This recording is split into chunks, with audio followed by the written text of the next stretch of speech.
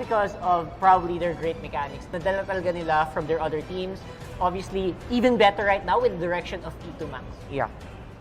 Uy, by the way, happy birthday, Kelra. Happy birthday, Oh. birthday niya. Nakita ko sa Facebook. Kaya Yeah. sa mga manonood, kung gusto niyo maging updates sa mga ganap dito sa MPL, follow niyo lang MPL Philippines. Ngayon naman, pag-usapan natin yung mga key players sa Blacklist International. Siyempre, nandyan si Oh My Venus, respected na talaga yung kanyang mga galawan dito sa MPL.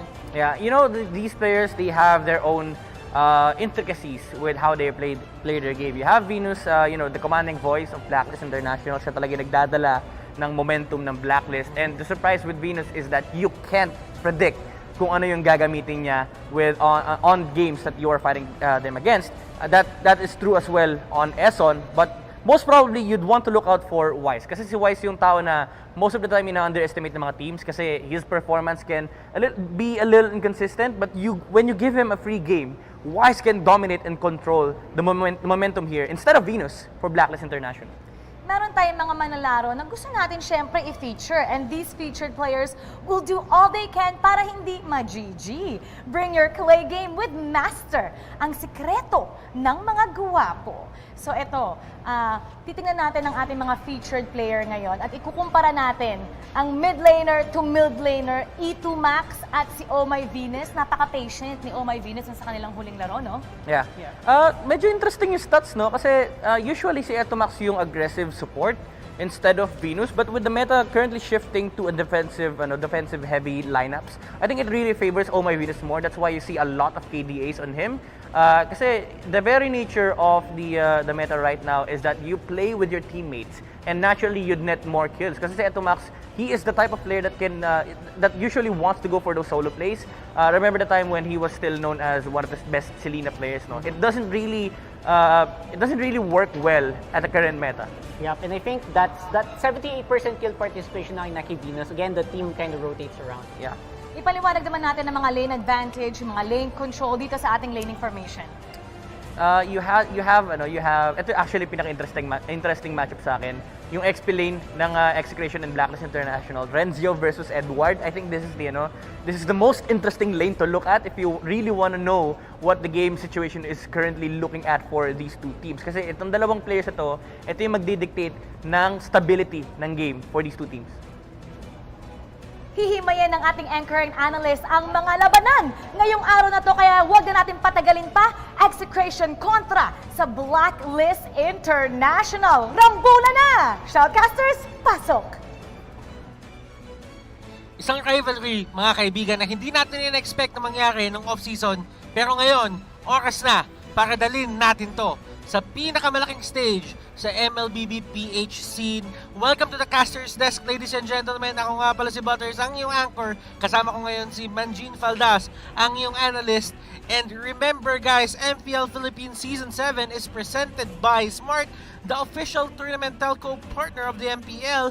Free to game great with Smart free games for all. At syempre, wag na natin kakalimutan that MPL Philippines Season 7 is under the supervision and regulation of the Games and Amusement Board. Manjin, kamusta? Here we go pare, nakakapagod ang nangyaring week 1 and for sure mauubos na naman ang energy natin dahil mukhang mainit kagad ang entrada ng MPL Season 7. Tama ka, Butters? Itong matchup na to nangyayari na off-season pa lang. And right now guys, let us head on to the draft. Who will make the smart choices? Catch it next, brought to you by Smart. Free to game great with Smart. Free games for all. Mainit na mainit tong laban na to. And let's go to the draft, Manjin. Here we go. Again, Butters, nabanggit mo dito yung off-season battle between Execration and Blacklist.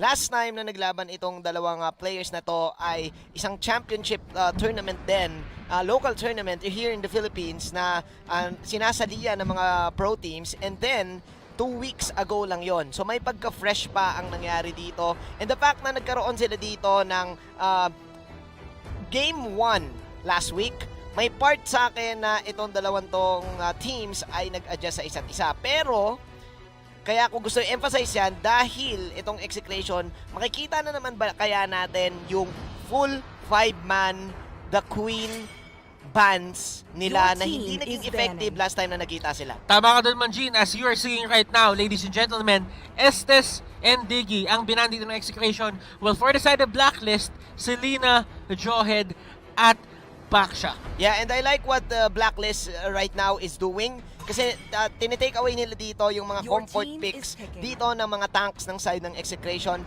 Execration really loves to play aggressively. They know how to really give KLBJ this opportunity to get the jungle. So with the Baksha Your out, team with the is Johed out, and the Selena, may option ngayon ang Blacklist. There you go. May mga option sila ngayon para kumuha nito mga supports nila, and mukhang ito na yung priority nila.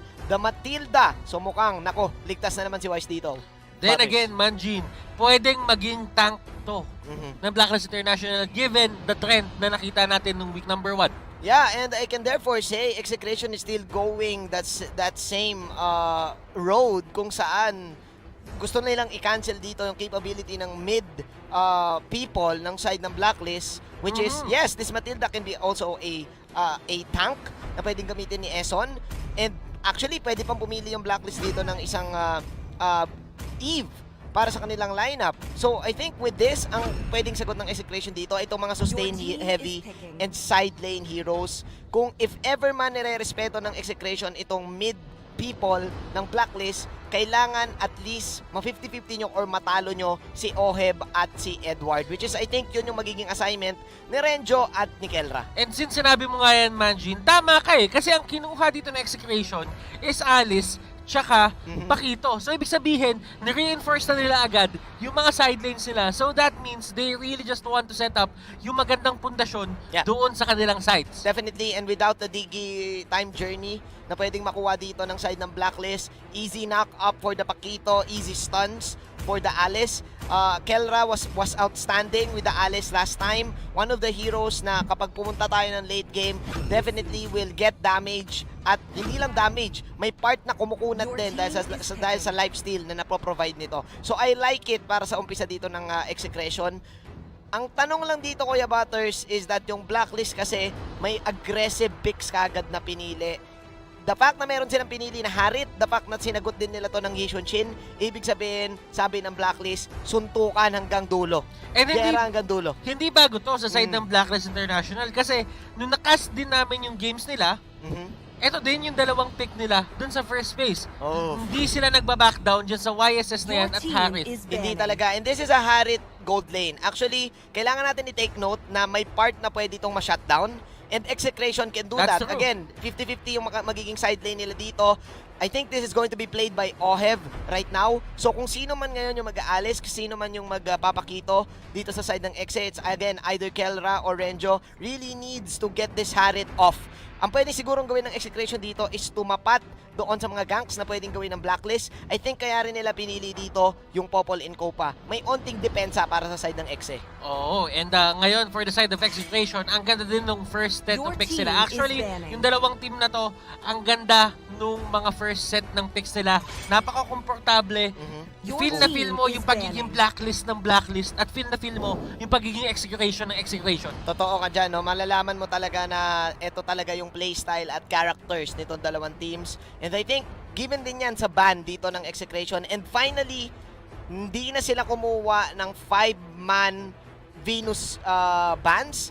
Dahil nga siguro na-pick na yung Matilda dito. So that's why right now, ang tina-target nila ngayon ay si Eson Esports. Hindi ako magtataka kung baka pwede pang iban yung Franco dito. Kasi kung iisipin mo, ang Harit, ang Matilda at ang Yishun Shin ay maganda ang capability kapag magkakadikit silang lahat. So I think yun din yung reason kung ba't binandito ng Execration yung Atlas. Kasi they know na gusto nga ng Blacklist Your itong mga team dikit-dikit is na banning. matchups, itong 5-on-5 Royal Rumble matchups. So ngayon ang gagawin ng EXE, eliminate muna tong mga tanks na to. Actually, yung in-eliminate nila, hindi Franco, in-eliminate nila isa pang setter. And then, sabi ng EXE, idaan natin sa hiwalayan, idaan natin sa pick-offs. Popolin ko pa traps, stuns mula sa Pakito, iisa-isahin namin ng Blacklist International. And sa totoo lang, Manjin, kapag kumuha ng Franco dito yung Blacklist International, pabor pa yan sa Execration. Isipin mo, ang mahuhook mo, isang Alice, isang Pakito, i-gap close mo na sila, tapos may isang extra target ka pa kay Kupa, yung si Wolf, na pagka nahatak mo yun, hindi naman papansinin yun ng Execration all in all eh. Yeah, and hindi rin worth ang pag-hook ng Kupa dahil nga kasing kasing amount lang ng minion gold yung makukuha mo doon sa Exactly. sa dog na alaga nga ni Popol dito. And look at this, like what we've said, sabi nga natin gusto ng Execration lituhin yung Blacklist. Ayaw nilang sumabay dito ng 5-on-5 rambulan. Ang gusto ng Execration ay yung mga 2-on-2 matchups, yung mga 3-on-3 matchups, minsan pa nga 2-on-3, and they will hope to do outplays, to do mechanical outplays para maligaw ngayon ang Blacklist International. I think magde-depend din to, Butters, sa early game execution na mangyayari na gustong gawin ng Execration.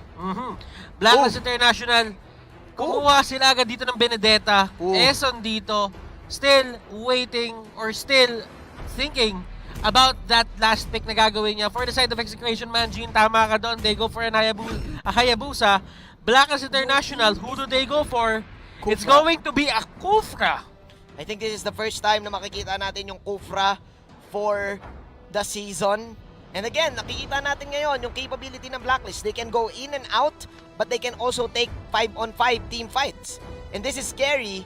Again, one way to really shut this down is kailangan mamili ngayon ng Execration. Sino ang isa-shutdown natin sa side lane? Harit ba o Benedetta ba? Kasi kailangan mawalan ng damage yung Blacklist. Kasi again, Execration, they can pull off 2-on-2 1v1s. Ngayon, ang hinihintay ko dito, isa pang side lane, Uranus. Okay. Uranus ang kinuha nila. So, magiging pakito, tank to, Manjin. Ngayon, gusto ko yung Kufra pick kasi parang ang inisip dito ni Coach Bonchan, parang talagang diretso Set up Kumuha sila ng Hayabusa, magka-quad shadow yan. So ang gawin natin, ipitin natin sa bouncing ball para hindi makatakas. Yeah, and alam dito ng Blacklist na pwede ring mahuli yung Alice.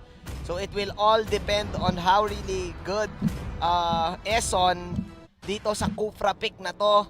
50-50 ang nangyaring matchup dito, Butters, but I think ang nag-drive ng lineup dito ay ang Blacklist International. Sobrang nagandahan ako sa bigla ang Benedetta side lane na pinik nila dito na I think hindi in-expect ng side dito ng Execration.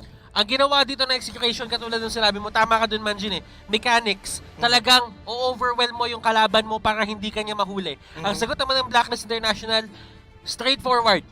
Lalabanin nyo kami sa mechanics, sige, may Kufra kami. May Kufra kami and it's all gonna depend on the setup. It's about a team outplaying a team. I think ang mga pwede natin tignan ngayon dito, Butters, is that since given na itong mga junglers natin, Wise on the YSS, you have KLBJ on the Hayabusa as well, paano ngayon maglalaro yung side laners, which is yun yung nagustuhan kong matchup dito na napag-usapan din ng panel natin kanina. Renjo versus Edward. Sino ang gagamit ngayon? Sino ang gagamit ngayon ng mga heroes? There you go. Edward on the Benedetta against sa Uranus. Hindi agad mapapatumba yung Uranus, but still, a Uranus can match up. A Uranus can sustain that lane.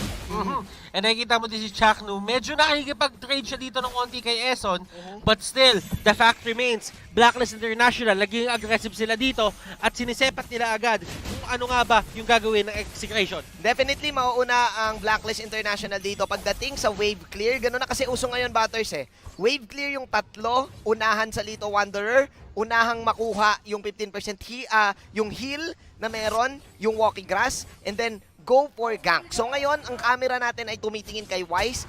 Gagank pa siya dito sa gilid in a while, pero okay, hold that thought, Butters. Kakasabi ko lang kanina, itong matchup ang titignan natin, Edward outplaying Renjo. Renjo was level 1, I think. Oo. E tatandaan mo, laging merong opening ang Benedetta sa level 1 netong mga heroes na dependent sa skills. Dependent talaga. Ito yung delikado ngayon sa EXE. Kasi level 1 Alice, level 1 Uranus, kaya kasing patumbayin yun Lalo-lalo na yung Alice. Totoo. Pero, alam mo, nakikita ko ngayon na si Renjo talaga, kailangan niya lang makuha yung level 2 niya. Chakno dito, bumababa yung buhay, nakakapag-regen siya ng konti, nakuha niya yung fruits, and right now, Venus will be the target of KLVJ. KLVJ getting 1 kill. Execration dito, sumasagot din ang sarili nilang suntok. That was a 1-for-1 exchange, but I think since nakuha kasi ni KLBJ yung kill, ibibigay ko yung favor doon para sa side ng EXE. This time, kailangan to ma-utilize ni KLBJ. Probably go for another gank like this. Edward dito, kamunti ka na siya mahuli, pero sabi ng Execration, chill lang tayo, huwag tayo masyado magpadala sa bukso ng damdamin, huwag tayo lumaban agad-agad. But I think kailangan nilang ilaban tong turtle take na to, Butters, dahil yun na nga Kakasabi lang natin, kailangan ma-utilize ni KLBJ yung fact na nakakuha siya ng kill. Again, this is a Hayabusa. Hayabusa versus Shin. May onting millisecond na mauuna yung Hayabusa pag pareha sila ng farm eh. Tama yung idea na ginawa ng execution dun eh. Gusto talaga nila i-contest. But still, the fact remains, hindi maganda yung pwesto nila in the first place. Yeah. So, medyo nakakaroon ng problema dito in terms of communication etong execution. Yeah. But for Blacklist International, nakukuha naman nila yung gusto nila. I think ang binabanggit natin dito, Butters, kasi is mas mabilis yung snowball dito ng Blacklist eh. Kasi ang Hayabusa, aasa siya na kailangan makakila ko, kailangan makakuha ko ng early levels. Kung hindi, pag hindi ako nakakuha ng magandang shadow kill, pwedeng ako yung ma-outplay. Which is ganun yung nangyari kanina sa Turtle Pit. And speaking of kills dito, Blacklist International gets another kill dito kay Chakno. Ang ganda ng utilization na ginagawa dito ni Eson nung Tyrant's Revenge. Yeah, the Tyrant's Revenge really putting in the work. And looking at the gold right now, Butters, lamang si Edward dito, but in a while, etong si Renjo ay makakabawi din. This is a Uranus. So ngayon, tapos na yung side lane matchup.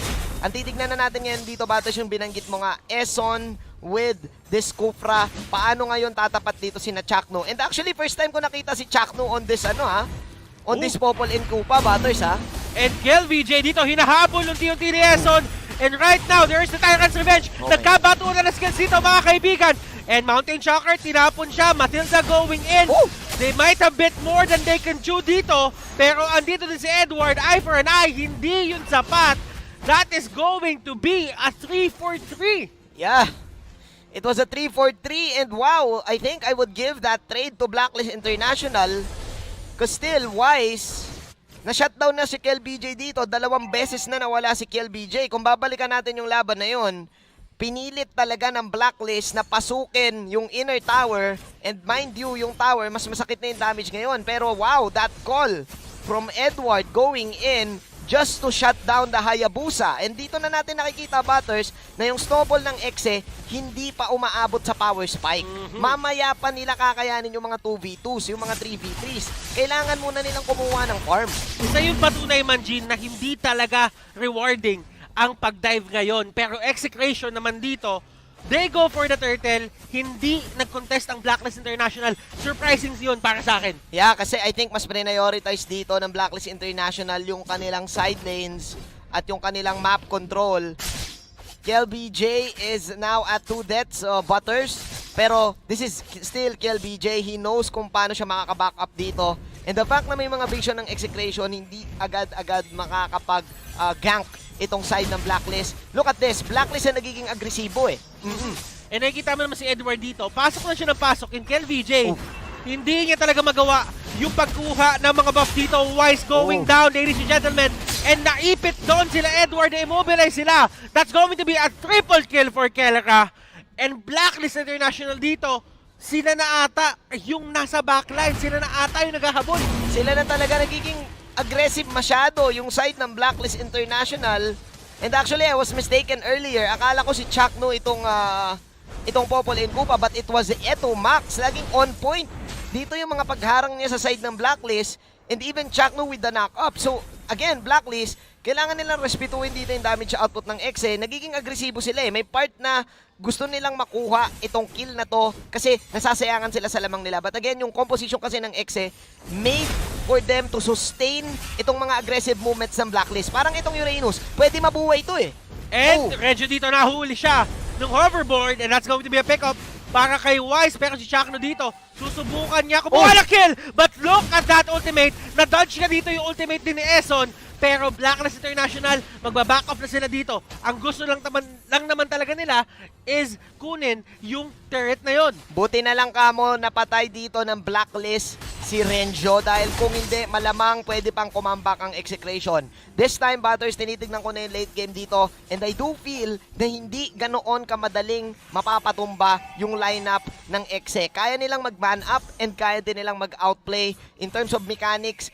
may trap sila, may pakito sila. Ang kailangan lang nila dito, mabait yung Blacklist, na papasok ng solo dahil aggressive ngayon yung Blacklist, mapitas nila and go for other kills. They also have the opportunity to split the map because of the Uranus and the Alice. Again, our main point dito, pag late game, baka pumabor sa side ng EXE. And nakita mo yung pwestuhan doon ni Eso nandun siya sa may pinakalikod. Mountain Shocker dito, gagamitin ng Blacklist International para makita nila kung may nakatago pa doon sa likod ng mga brushes ng Execration. Execration, nung nawala si Renjo sa kanila, nag-call na sila. Back na tayo, huwag natin sugal. And I like it. Para dito sa Blacklist, it's all about positioning pa rin. Again, tabla pa rin ang laban na to, Batters. Hindi ganoon kalaki yung nagiging lead ng Blacklist. And may mga times na sumusubok sila ditong gumow, pero nagkakaroon ng times na na-outwit din sila ng EXE. I think what they need to do right now is really heavily punish this top lane kung nasan si Renjo. Kasi dito, ayan look at this, nagre-react ang EXE, kailangan na nila mag-back. There you go. And eto yung pincer attack na gagawin dito sa side ng Execration. Pinuntahan nila agad dito si Oheb. Merong mga minsan papasok. Tignan natin kung tatama ba dito. Yung shadow kill. Oheb dito, hindi na kinailangan. Si Chakno nandun. Quezon trying to go for the kill. Trying to go for the help. Pero hindi aabot yon. At madadamay din siya. Damay si Bilyan. Damay si Bilyan, pero I think that was a diversion play for the side of Blacklist. Nakakuha kayo ng dalawang hero, pero ang tagal nilang napatumba si Oheb at si Eson. To the point na kamuntikan pa nga atang maka-outplay si Eson doon. And nabasag doon yung tower ng side ng Blacklist sa baba. Yes, naka-buy time dito yung EXE, pero mission accomplished para sa Blacklist kasi hindi rin nakuha dito ng EXE yung top lane. So buy time lang talaga yon para sa EXE. Ngayon, Blacklist International, ang utak nila dito, nasa long game Oo. Gusto nila dito yung map control, hindi yung mga objectives na lumalabas lang or mga monsters na lumalabas lang doon sa jungle. Ayaw nila ng kills. Gusto nila dito talaga map control. Map control talaga. Because I think of the vision din na inatid ng Mountain Shocker, tinatapatan nila dito yung Popol and Kupa. Akala ko nga kanina mas magpipick up ang EXE, pero mas gusto ng EXE dito defensive movements. I think mahihirapan ng EXE din dito makakuha ng mga kills. Look at this, naliligaw ngayon ng EXE kung kukuha ba sila nitong kill sa Lord, magsisplit, or dedepensa sa taas.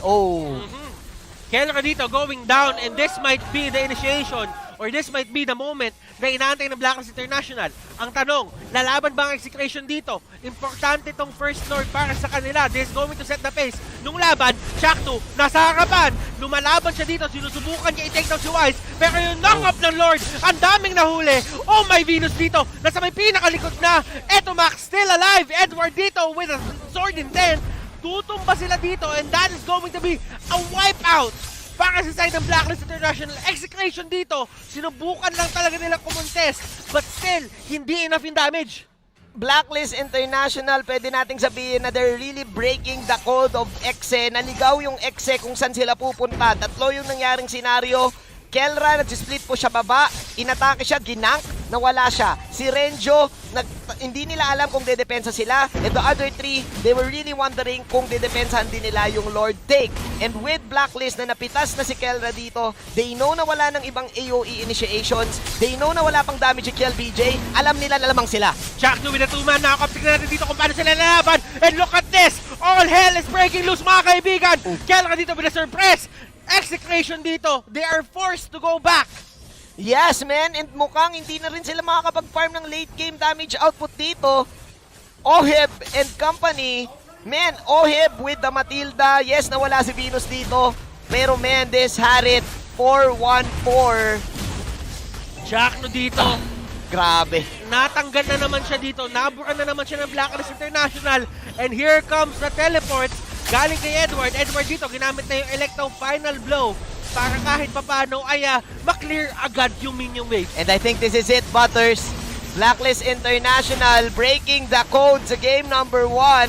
May onting defensive movements para sa EXE. And that is a great move na takedown nila dito si Wise. Eson dito will go down din. Execration dito, they will survive and live another day, another Clash Manjin. Isa pang team fight ang kailangan na natin dito ng Blacklist. And they need to hope for the best na hindi magkaroon ng gold dito ang side ng EXE. An Alice is an Alice late game. It can definitely shred the life of the Yishun Shin. May part na kaya niya ring sumabay sa Harit kapag nasa tamang pwesto. And Blacklist, they know this. Unfortunately, nabitin lang yung minions nila sa top lane. And wala din si Venus doon eh. So ngayon, kailangan nila mag-survive. Or kailangan nila pumitas ngayon na. Pero eto si Oheb medyo naging aggressive talaga. Zaman force para ma-force back yung mga members dito ng side ng Execration. Ngayon, Execration, tama yung nasa isip nila. Gusto talaga nila mag-push. Kasi nga kulang dito yung Blacklist. Pero yung Blacklist, hindi din sila, sabihin natin, magko-conserve o magtatago ng mga skills para lang mag-back. And they know na pwede talagang mag-push yung EXE doon. Gusto ko lang emphasize dito, Butters. Again, the side lane matchups. Look at this. 9K and 9-7 para kay Oheb at kay Edward dito against their enemies sa side lane. And I think they had a better time. Kasi again, a Uranus and an Alice at level 1, pwede mong i-punish eh.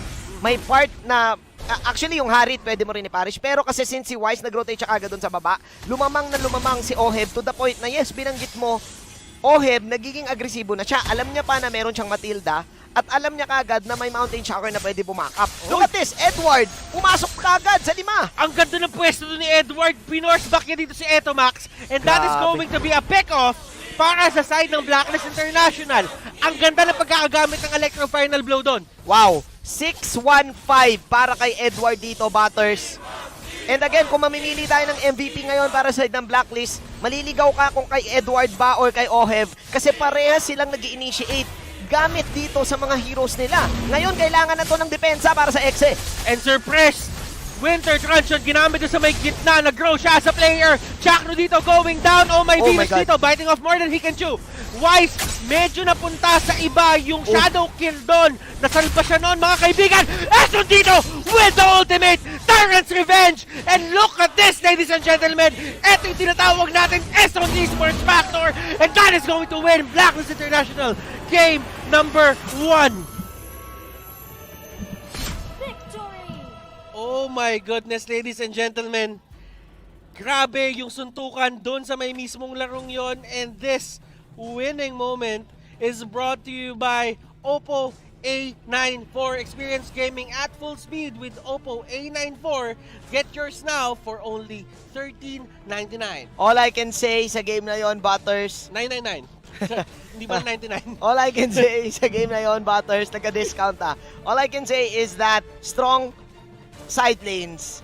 Actually, 50-50 yung side lane matchup pero the better player came on top. Edward and Oheb. Nakita natin yung first blood ni Edward on the Benedetta.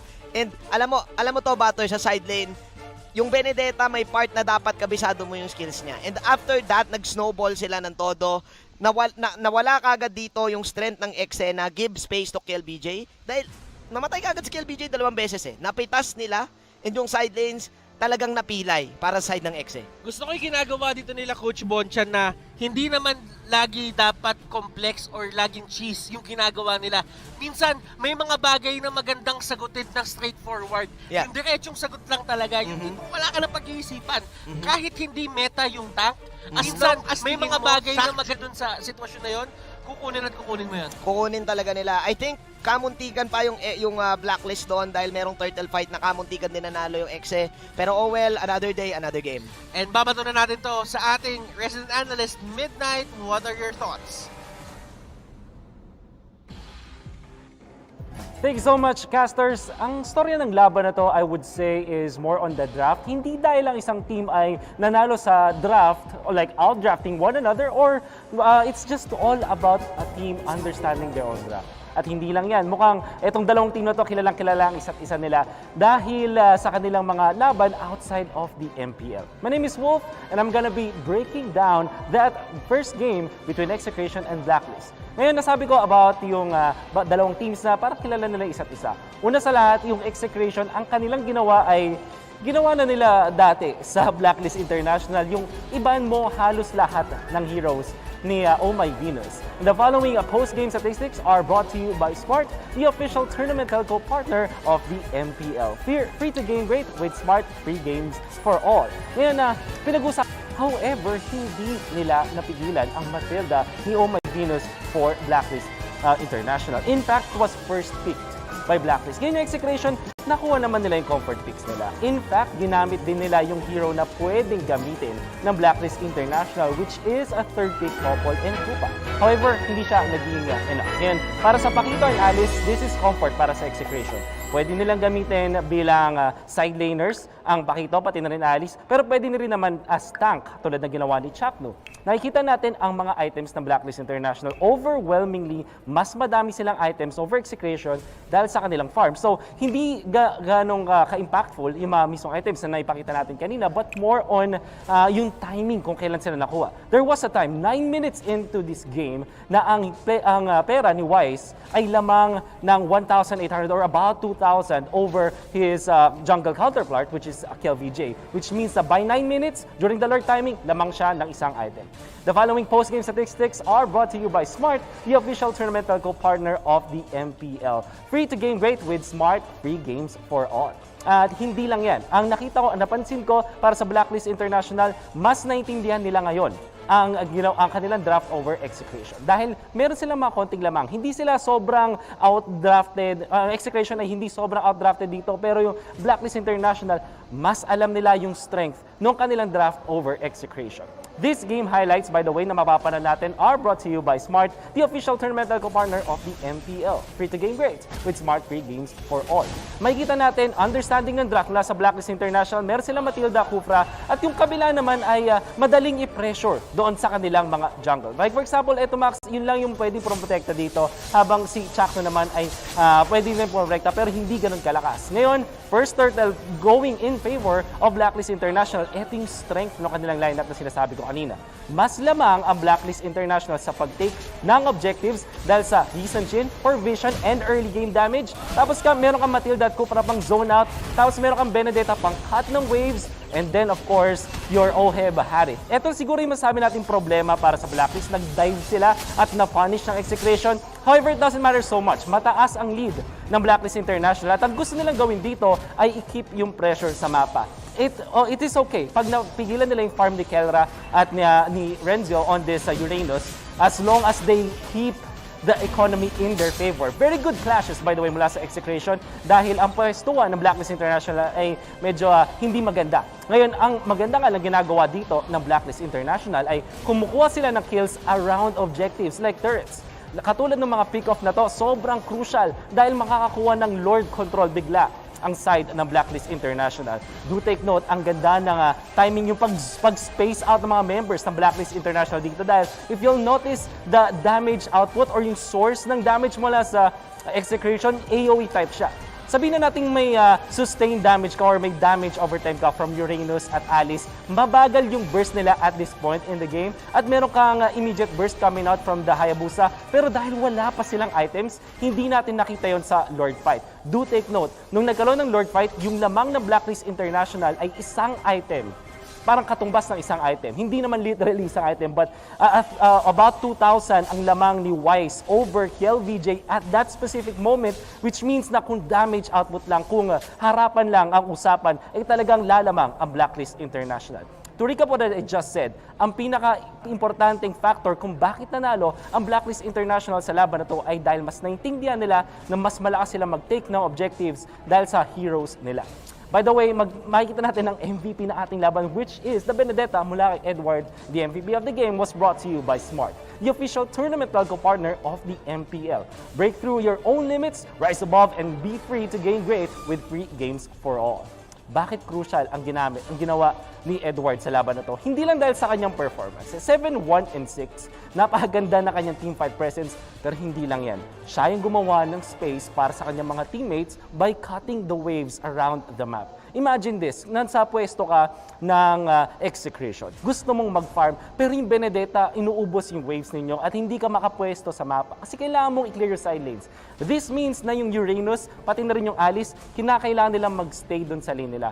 Which also means na dalawang heroes agad ang wala sa side ng execution. So pag nagkaroon ng 4v3 na laban, obviously, mananalo ang execution, ang Blacklist International sa mga ganong moments. That has been my analysis of that game number 1. I'm sure nababawi dito ang execution or kaya na ba ng Blacklist. Tapos ito ng 2-0. Tingnan natin, who will, ibabalik na natin ito sa ating mga casters. Back to you guys.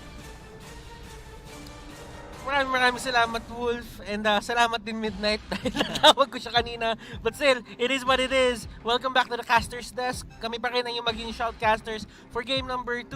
Ako si Butters, siya si Manjin, at kami ang yung laban casters. And right now, Manjin, Blacklist International, if they get the better draft para sa akin dito sa game number 2, this might well be a 2-0. Yeah, and they're riding the momentum. Remember, Execration, nakakuha sila ng 2-0 last week. And this is the first loss na nakita natin with Execration sa MPL. And ngayon, paano nila ira-ride to pagdating sa draft 2? Kasi Butters, ito ang question natin pagdating sa draft. Same formula pa rin ba sila? Are they still gonna ban the Queen's heroes? Yun hindi natin alam eh. And speaking of banning, papunta na tayo sa ating drafting. Sino nga ba ang gagawa ng mga smart picks at smart bans? Catch it next, brought to you by Smart, the official tournament telco partner of the MPL. Free to game great with smart free games for all. Ngayon, Manjin, talking about the draft, what are the adjustments na pwede gawin na Execration dito? I can therefore say, baguhin na yung plano ng Execration. Kung ikaw ay Execration fan, I can feel na hindi lang si Venus ang Totoo. nagdadrive sa Blacklist International. Like what Wolf said, napagana dito ng Blacklist International yung lahat, yung composition nila. They know na lamang sila early game. They know na kapag nagka-item ito si Nakel BJ, malulugi sila. Kaya talagang aggressive sila sa pagkuha ng objectives. And I feel na again, Execration, they need to respect the whole team, not just Venus. Oo kasi, Manjin, the more na binaban out mo si Venus, the more na tumututo ka sa kanya kasi, ibig sabihin, nakakawala at nakakahinga yung ibang members ng Blacklist. Totoo. Ngayon, ang kalaban niyo dito, hindi lang si Eson, hindi lang si Venus. Meron pa kayong Oheb, Wise, Edward na kailangan isipin. And talagang ang ganda ng pinapakita nila. Again, I think Blacklist is now used to these types of drafts na ginagawa sa kanila ng mga teams. And I think it's not healthy na ngayon sa side ng Execration. Interesting. Natalo din sila dito nung 2 weeks ago. And kanina natalo sila by banning these zeros. Probably siguro nire-respeto lang nila kasi ayaw talaga nilang kalaban. And ngayon, kailangan nila ding maintindihan na ano na ngayon yung mga specific na pwede natin piliin. I like it, back siya opening. This is one best pick para kay Kelra and it can negate heroes na kaya mag-sustain. Ini-expect na naman nila ngayon yung mga heroes na may healing capabilities. Interesting standpoint, Manjin. Natuwa ako doon sa sinabi mo.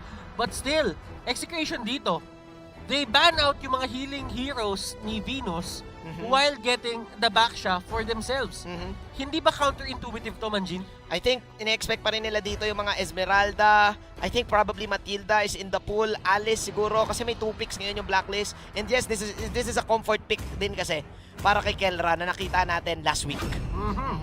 Blacklist International dito, still sticking with their draft. They go for the Matilda, they go for the YSS. Why fix something na hindi naman sira? Yes, definitely. And another great objective-taking tandem. But it's a good thing na meron kang back siya dito for them to, for Execration to be defensive din. Pagdating dito sa mga objective-taking na gustong gawin ng Yishun Shin at ng Matilda.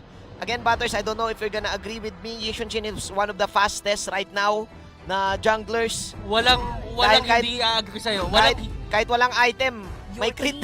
Alam mo, walang hindi agree sa'yo. Sa totoo lang, YSS is one of those heroes. Sa sinabi nga to ni Wolf dati, nagkaroon siya ng indirect buff dahil nga doon sa pacing ngayon ng gubat. Definitely.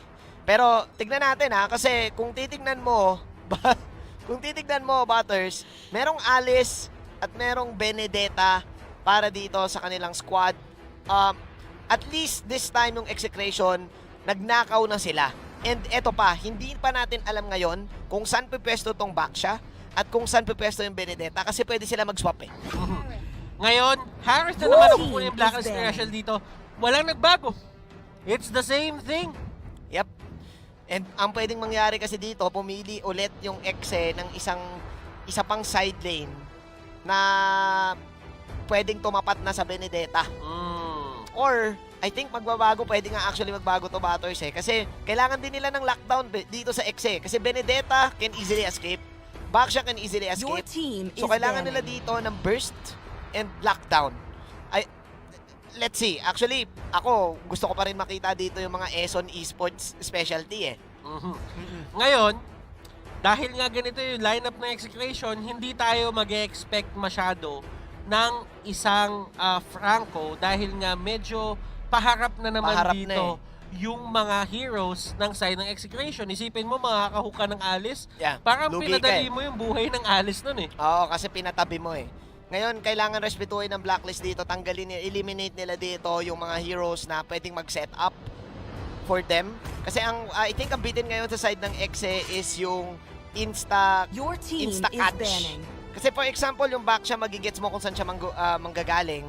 Even yung Alice may part na pwede mong maiwasan yung second skill ng Alice. So, sabi ng Blacklist, wag natin silang pag-set upin. Sugurin natin sila, tanggalin natin yung counter go mechanics na meron ang EXE. Kaya ayan, tinanggal nila yung Luyi ni Etomax. Probably ban another mage then, respecting Etomax dito. Let's see kung ano ang ban ng EXE, pare. Kasi sinabi mo, Franco is not a worthy ban.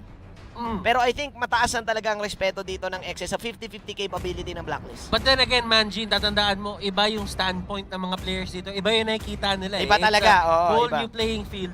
And right now, for the side of execution, itong backsha na to, I'm thinking na ito na yung Chakno hero. Pwede, no? Tapos Benedetta side lane. Oo, no? Oo. Benedetta side lane. Or, pwede din naman ito na yung mismo magiging jungle nila, yung Benedetta, Kay KLBJ. kay KLBJ. And yun yung maganda sa Benedetta ngayon, kaya highly picked din eh. Hindi mo alam kung saan pupunta.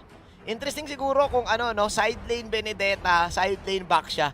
Tapos ang hinihintay pala natin, tank. Pwede eh. Hindi natin alam. Kaso may Alice na pala, may Alice na pala. Pero oo. kasi ang taas ng priority ng isang Alice eh. Oo, may Alice na eh. Oo, kailangan mo yung stacks para sa isang Alice. Who knows, Oh. execution dito, they might pull out something sa kanilang sleeves at ito yung yung diversion tactics Yeah. na hinahanap nila. For the side of Blacklist International, napaka-unusual nito, Manjin, yung Jawhead Jawhead. pinili nung second phase na. Yep. Jawhead na nakalusot with the Matilda. Nako, sabi ng Blacklist dito, Gera na naman this. Susugod tayo ng susugod at hindi na natin nahayaan ang execution na makapag-farm. If this is indeed a Benedetta jungle, nabanggit natin kanina, Butters, kailangan ng hold dito ng Blacklist. And sino pa ba ang merong insta-lock na target ng ultimate kundi ang Jawhead? And Oh. Angela plus a Tigreal. So Tigreal. this means, tama nga yung haka-haka natin kanina, Manjin. Tangka. This is going to be KLVJ Benedetta at side lane Kelra ang gagamit ng backsha. Blacklist International, Wait. Borg. X-Borg. Side lane, kailangan nila ng burst. So, nung nakita nila yung Angela, nakita nila yung Tigreal, makunat. Haharap to. Sabi nila, burst natin. Pasabugin natin yung muka. Which is pwede.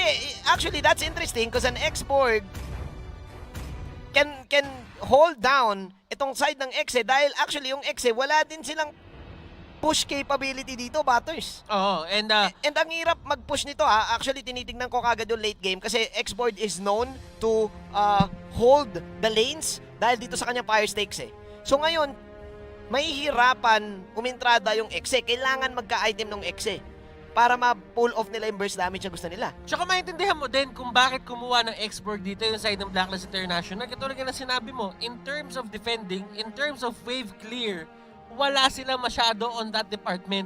Yeah. So kailangan mo talaga tumutok dun sa wave clear. And what better wave clear na nandun para sa isang side lane than an X-Borg na kaya din na mag-deal ng significant amount of damage doon sa mga heroes na nasa side ng execution. Interesting. I think this is the first time na makikita natin yung X-Borg and I think ito, pumasok yung sinabi ni Wolf that Blacklist International, they understand their draft and they understand kung anong kulang. Meron na silang late game damage, early game damage, meron na silang hold. Ang kulang na lang nila dito yung insta-burst na pwedeng mabigay dito ni Edward. Remember, nauso yung X-Board nung nagkaroon din ng mga healing heroes for the burst damage na pwede nitong maibigay. Let's see kung paano to maka-counter back ng EXE.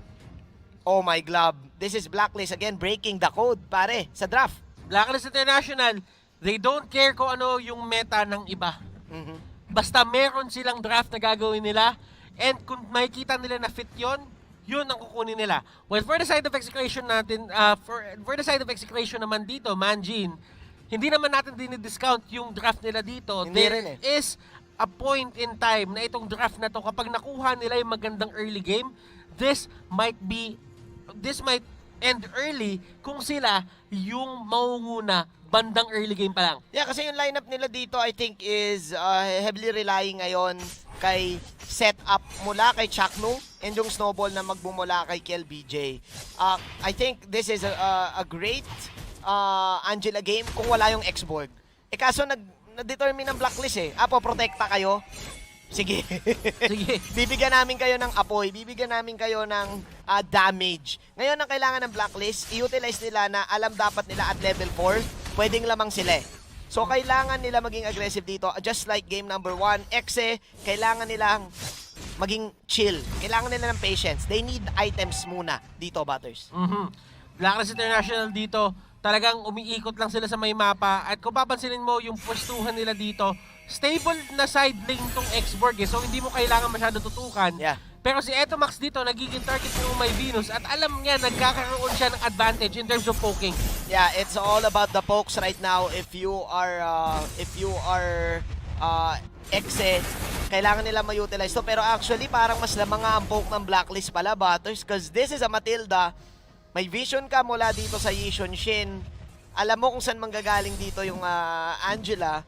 And by the looks of it, in the laning stage, mukhang sa side lanes, kontrolado na naman ang Blacklist. Kasi lamang yung Blacklist dito ng kaunting gold, 100. Ibig sabihin yan, pag yan, nauuna kayo sa wave clear eh. Pag ganyan yung lamang niya.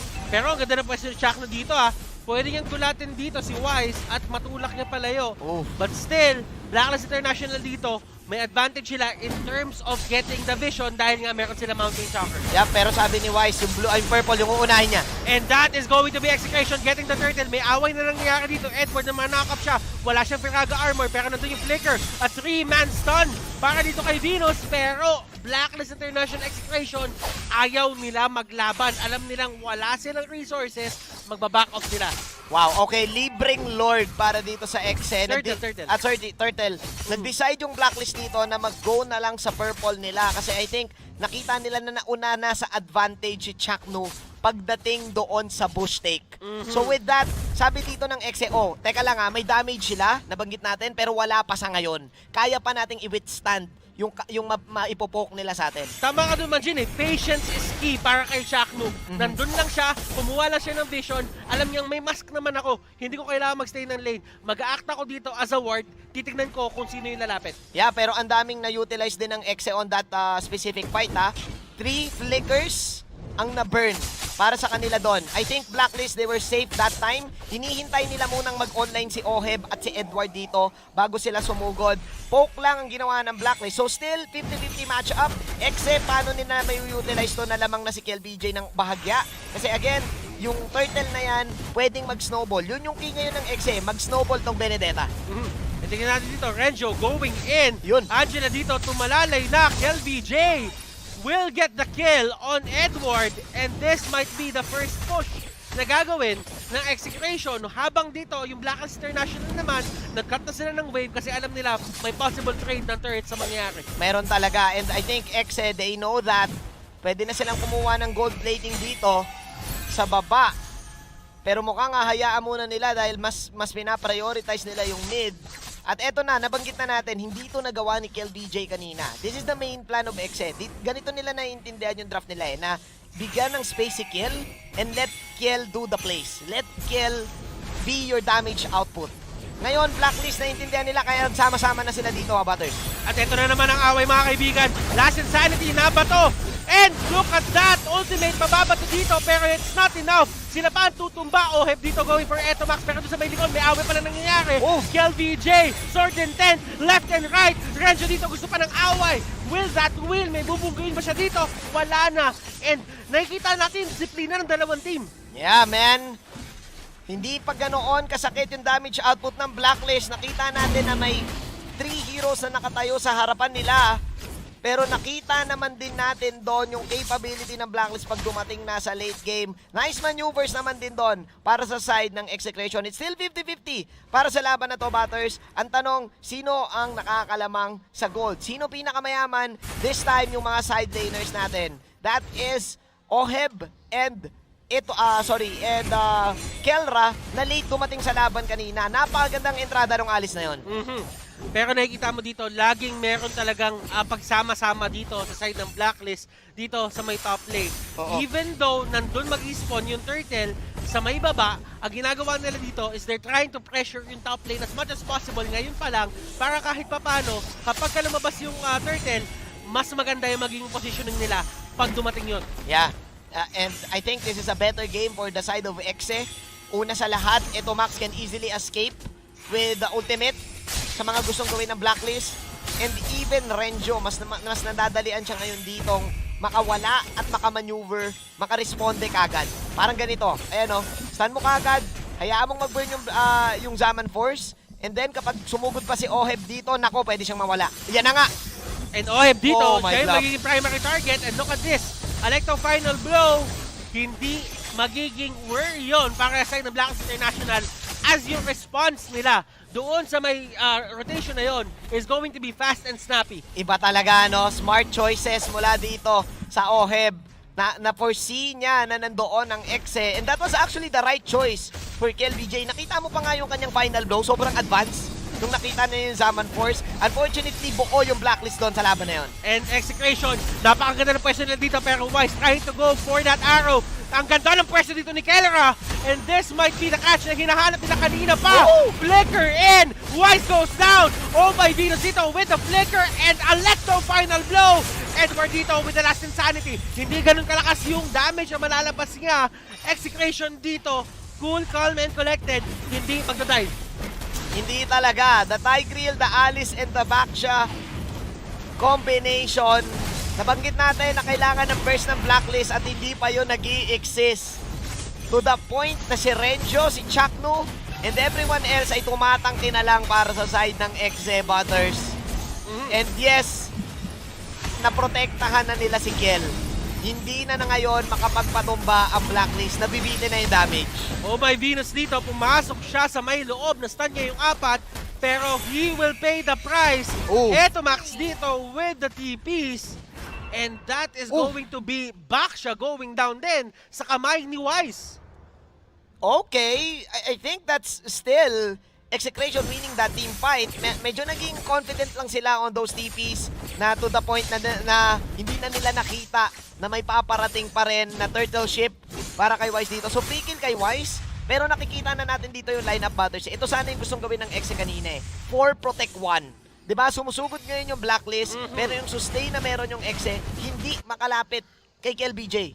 Kanina, sa ganitong sitwasyon, 2 deaths na si Kiel. Ngayon, Kiel can move around. Ngayon, kailangan ng dito matitest kung gaano kalakas ang mechanical prowess din ng Blacklist. Kung kaya nilang lumaban ng matagalan. Oo. And kung napapansin mo, Manjin, ang story na naman dito is Execration. Ang ganda ng mga fights na nakukuha nila. Actually, tatansya nila. Pero, nalalamangan sila dito ng Blacklist International pagdating sa turrets. And Renjo dito, siya magiging alay. Wala siyang matatakbuhan dito, and this might be another pick-off para sa itong Blacklist. Yun nga, Batters, nabanggit natin kanina eh. Yes, EXE, they can go for team fights. Pero yung defensive movements pagdating sa tower, yung spam, nalulugi sila dito dahil dito kay Xborg. And probably dahil din sa Matilda at sa Harit na kayang spam yung minions. Wala kasing natural pusher para dito sa side ng EXE. So ngayon, ang way ng EXE to get this game is to go for wipeouts, go for 4 deaths ng side ng Blacklist, and then push. Dahil kung hindi, aabot yung game sa dulo kung saan tatabla lahat, kung saan magkaka-item yung Blacklist. And honestly, ang pinakamaganda lang na pang-clear wave dito na Execration is si Keller lang on that Alice. Yeah. Yung Blood O lang, yung talagang mismong wave clear na snappy ang pagtanggal.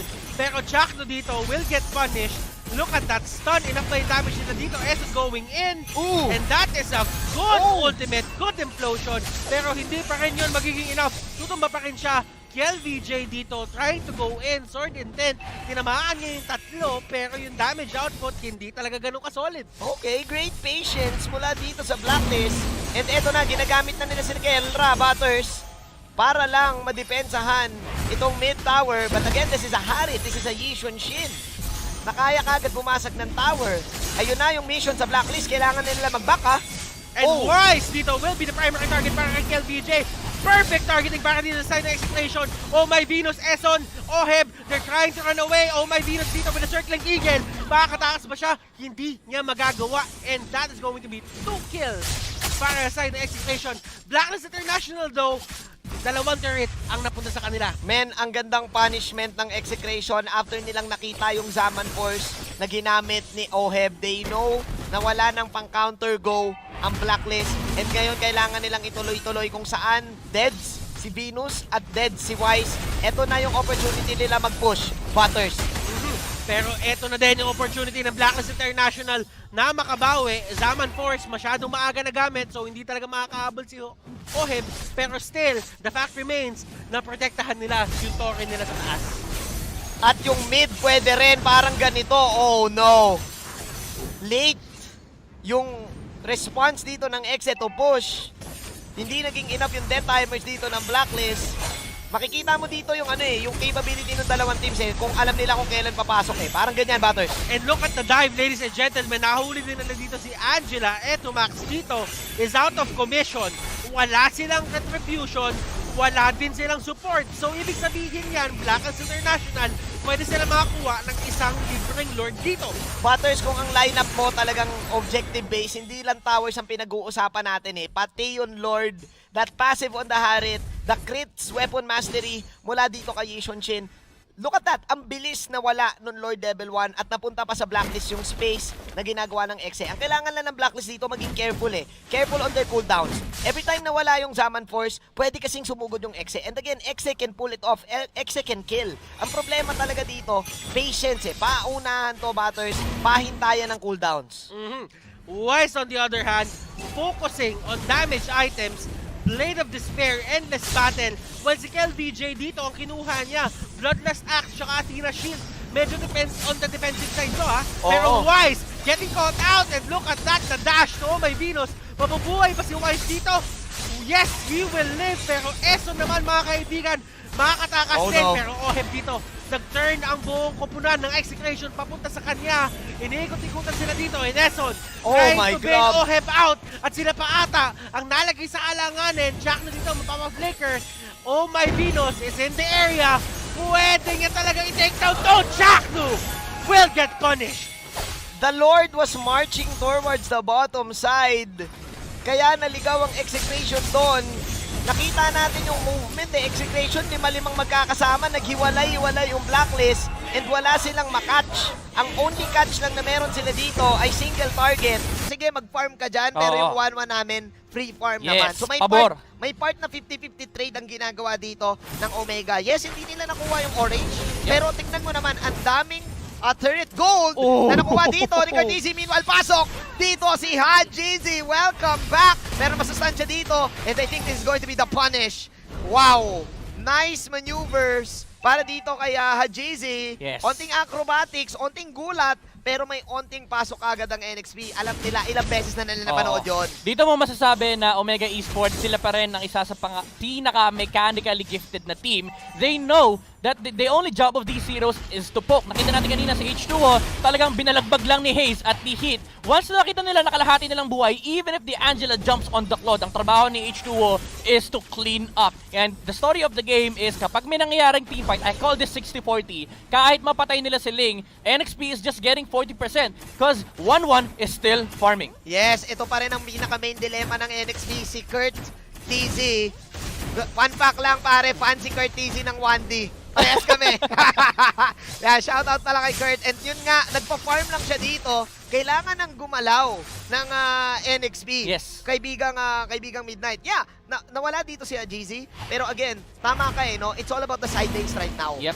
Probably yung jungle, 40% na problema mo yun Oo. Again, every move that NXP makes, it has to make sense. It has to be focused on resource control or controlling the map. But Oo. Omega Esports, they are the ones dictating the early game pressure, the early game momentum dahil nasa kanila ang objective taking. Remember, you have a late game lineup on the side of NXP. So Omega Esports, they control or they rule the early game. If the team fight leads to both jungle kills, it does favor Omega because they still have a 1-1 on the side lane. Sobrang tama ka, no, Midnight. Kasi I think pressure ng OMG dito to finish the game early. Oo. Meanwhile, depensa muna para sa Wow! NXP. And this is risky. Look at that. Exort pumasok ngayon dito. Third easy with the second skill out. Tapos si Exort na maiiwan dito. Exort with the flicker. H2? Pasok si HO dito with the blazing duet. This time, Yawi is here. H2 nandito na din. May onting bawi. Habang si Hajizi ay atakin yan si Exort. Hajizi will just go for the flinch ploys out. Meanwhile, Toshi naman ang magpa-farm dito sa gitna as James is also farming the bottom side. It's all about aggressive movements ngayon ng OMG. Depensang Marino sa NXP. Sinong nananalo sa trade ngayon, Midnight? I think for that last trade, it was NXP. Even though napatay si Rene J, they still got what they came for. And maganda yung maganda actually yung response nila. You don't let Omega take anything for free. If napatay si Rene J and napunta yung kill kay 1-1, as much as possible for NXP, you need to find a trade. Yeah. And they got it. Nakakuha sila ng isang kill. And Hajizi, he went on the backlines. I don't actually agree with the play. Instead of going for H2, he went for Exort, which was not the best trades. So kaya ako nasabi na NXP yung panalo doon kasi nakakuha ng kill si H2O and Omega Esports, they didn't take any objectives out of that skirmish. Yeah, but I think ang pinaka pwedeng objective lang na nakuha dito ng Omega ay mid lane. Yes. Pero nabawi rin kasi ng NXP sa bottom lane. Yep. So, may trade. may part na nag 60-40 and yes, H2O nakita natin ngayon yung damage na ginawa dito ng kanya blazing duet na actually pare Demon Hunter Sword na siya. Yes. And we know na talagang delikado yon kapag ikaw ang isang Claude. And this time, they're going for the turtle. Makuha dito ni H2O as OMG will just back off. Yes, and this is where you start seeing the shift on the momentum here. NXP now has the items and the levels that they need. Remember, sinabi natin kanina, they are the superior team fighters. This is because of the presence of the Angela and the Alice. Omega Esports are now playing the split push game. You have a Ling, you have an Alice, you have an Esmeralda, and you have a 1-1. Yeah. Sila naman yung nagre-resource control ngayon, and NXP are the ones dictating the objectives. This is where you start shifting the power spikes. Si Claude, may teamfight yan. Si Alice, may teamfight yan. Benedetta, may teamfight yan. As much as possible, don't let Omega Esports split push and take the fight into Omega. So ibig sabihin dito, Midnight, ang pressure ngayon sa NXP is that wag nilang hayaan na Omega ang magdidikta. Wag nilang hayaan na Omega magsiset ng tempo. Dapat sila na. Sila na kasi ngayon. May damage na sila eh. Yes. Umabot na sila sa power spike na may damage siya yung blazing duet. Yep. Halos lahat. Pero ngayon, Midnight, alam na ata ng Omega, gagawa sila ng play dito sa baba. There you go. Haze, napakatagal para mapatumpa dito si James. Haji? James surviving! Oh, wow. Wow! Instant! Ultimate lang! Kamuntikan pa! Field attempt for OMG!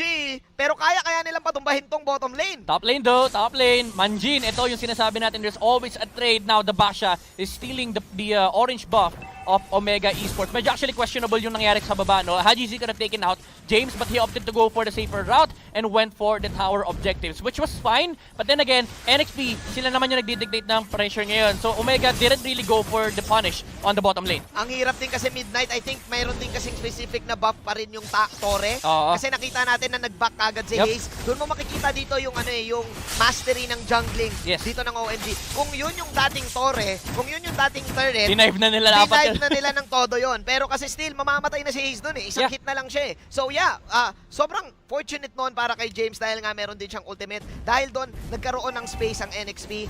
Midnight pero with a snap, may bawi kagad ng Omega. Tignan mo, dikta kagad sila. Binawi kagad nila yung nawalang top lane nila. Yes. Methodical approach still for Omega Esports. Every single objective na nakikita nila, basta libre, they will go for it. Curtizi with the Wind of Nature negating the damage output of the Blazing Duet ni H2O. Medyo ginalawan siya doon.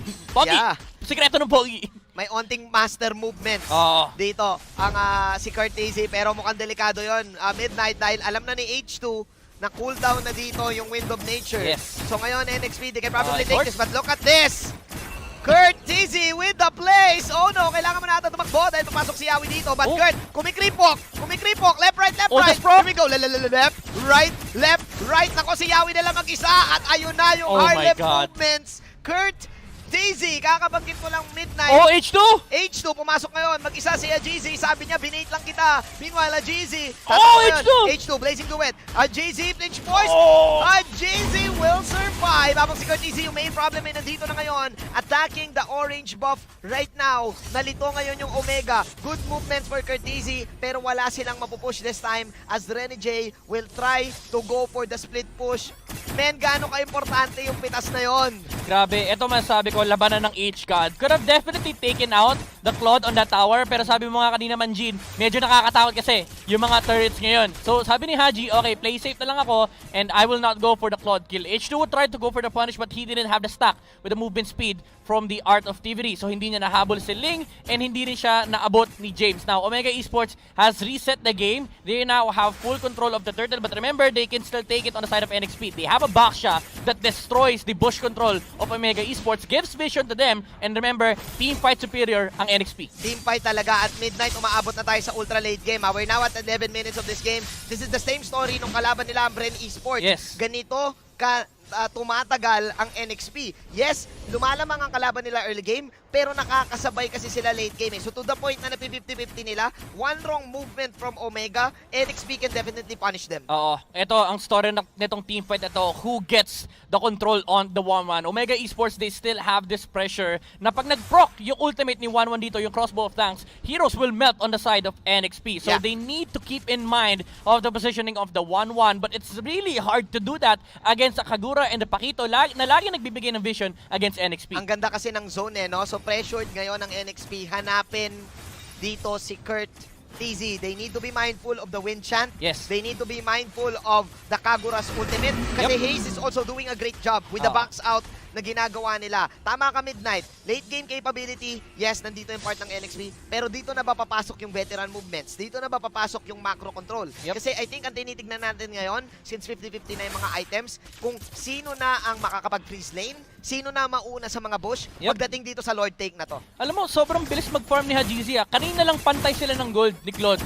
Ngayon, there's 1,000 gold lead on this Ling. Di ko alam kung saan niya nakuha yan. Actually, wala naman siya nakuha kills for the past few minutes. Totoo. But I think it's because of him being able to stop Renegade from split pushing and the map control of Omega Esports na hindi nila hinahayaang makapag-lane si H2O. For the past 2 minutes, si H2O, kapag nagpapakita sa isang lane, biniblazing do it niya, but majority of his time is spent on the jungle. Jungle talaga, no? Dito papasok yung capability ng Ling to roam around eh. Nagiging ano siya eh, nagiging, para siyang ano eh, nagiging part na hero na split pusher na lang siya eh. Ngayon, ang dilema ngayon dito ng NXP. Oh, this is a kill. Pwede na i-bait to ha. Let's see ha.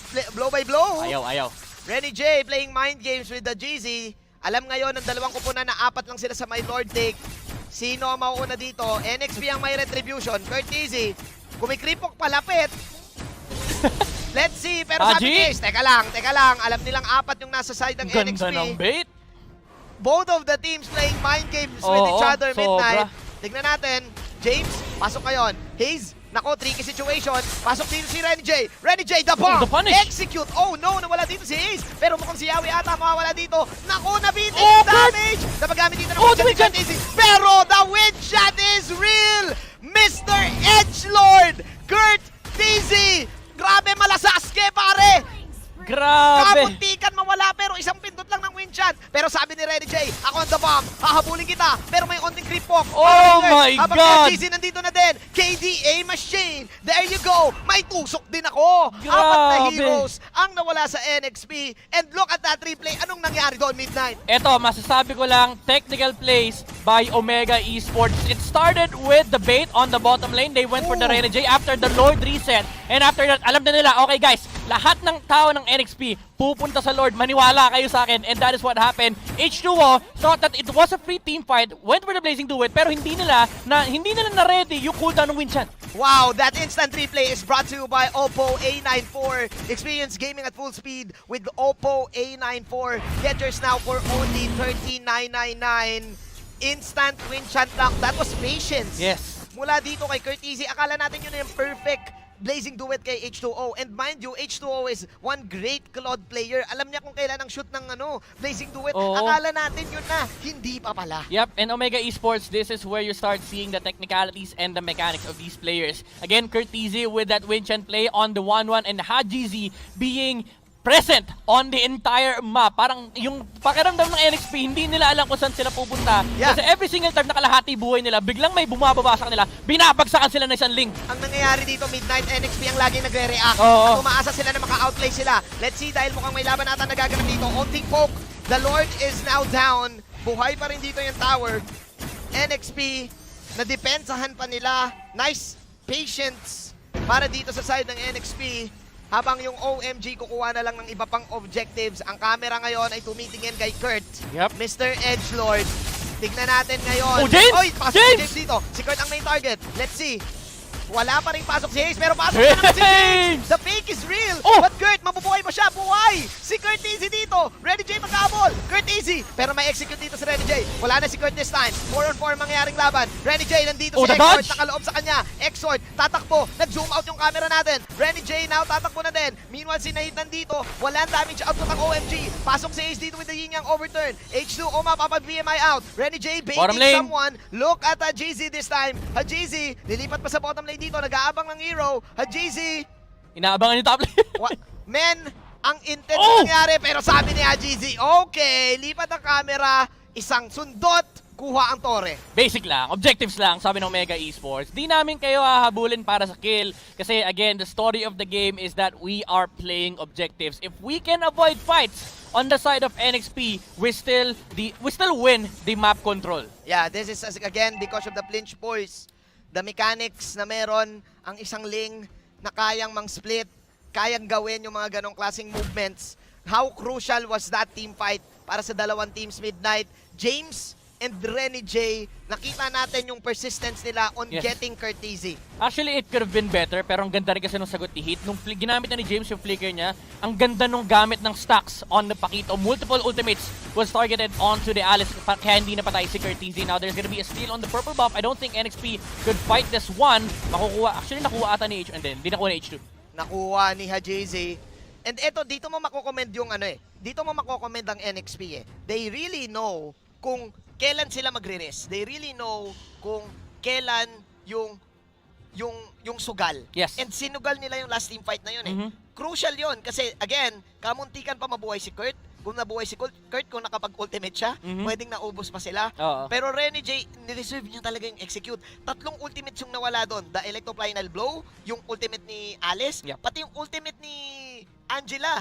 Tumalon din eh, di ba? Tumalon din para lang mapatay si Curteasy. Alam mo, ito yung nagpapahirap kasi sa game ng NXP. They try to go for these fights, and even though they keep on winning them, kasi nga sila yung superior team fighters, you still have to ask your problem ask the question as a new link. You have a link problem, and there is a map control problem. Because of the presence of the link, the Pakito, and the Kagura, these 3 heroes just control the map. Nakikita mo kanina yung laro ni Hayes tsaka ni Heat.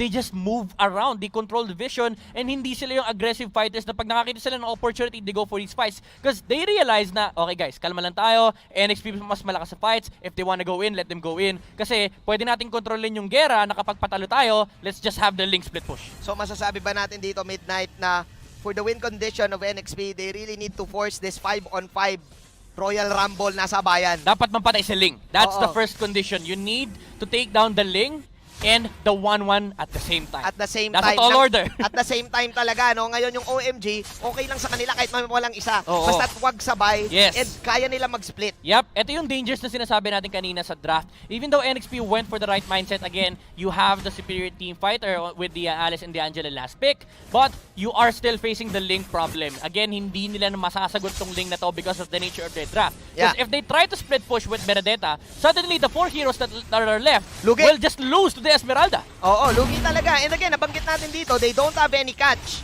para dito kay Hajizi Yep. unless ibuhos ni James yung second skill niya doon. Oo, unless magkamali si Haji. Oo, at pwede rin or maduo kasi I think enough ng time yung stun ni Yawi ng Baksha at yung stun ng Alice. I think Yes. enough ng time Enough na naman. yun eh. Enough Problem na yun is, kailangan mahuli mo si Ling nang wala siyang ultimate. Oo, at Kasi may ma-burst free, nyo. kasi may free pass si Ling eh. That's the very nature of Ling. Oo. It's really hard to take him down kapag walang ultimate. So very conditional pag napapatay mo siya. Actually, bottom lane, may nag-1v1 doon. That's the Ling and the Benedetta. This will always happen. The split push of the Benedetta and Hajizi split pushing for Omega Esports. And paulit-ulit yung mangyayari to, the Lord Reset will always happen because Omega Esports, they're looking to split the map. Magkakasaikuan na ngayon, Midnight.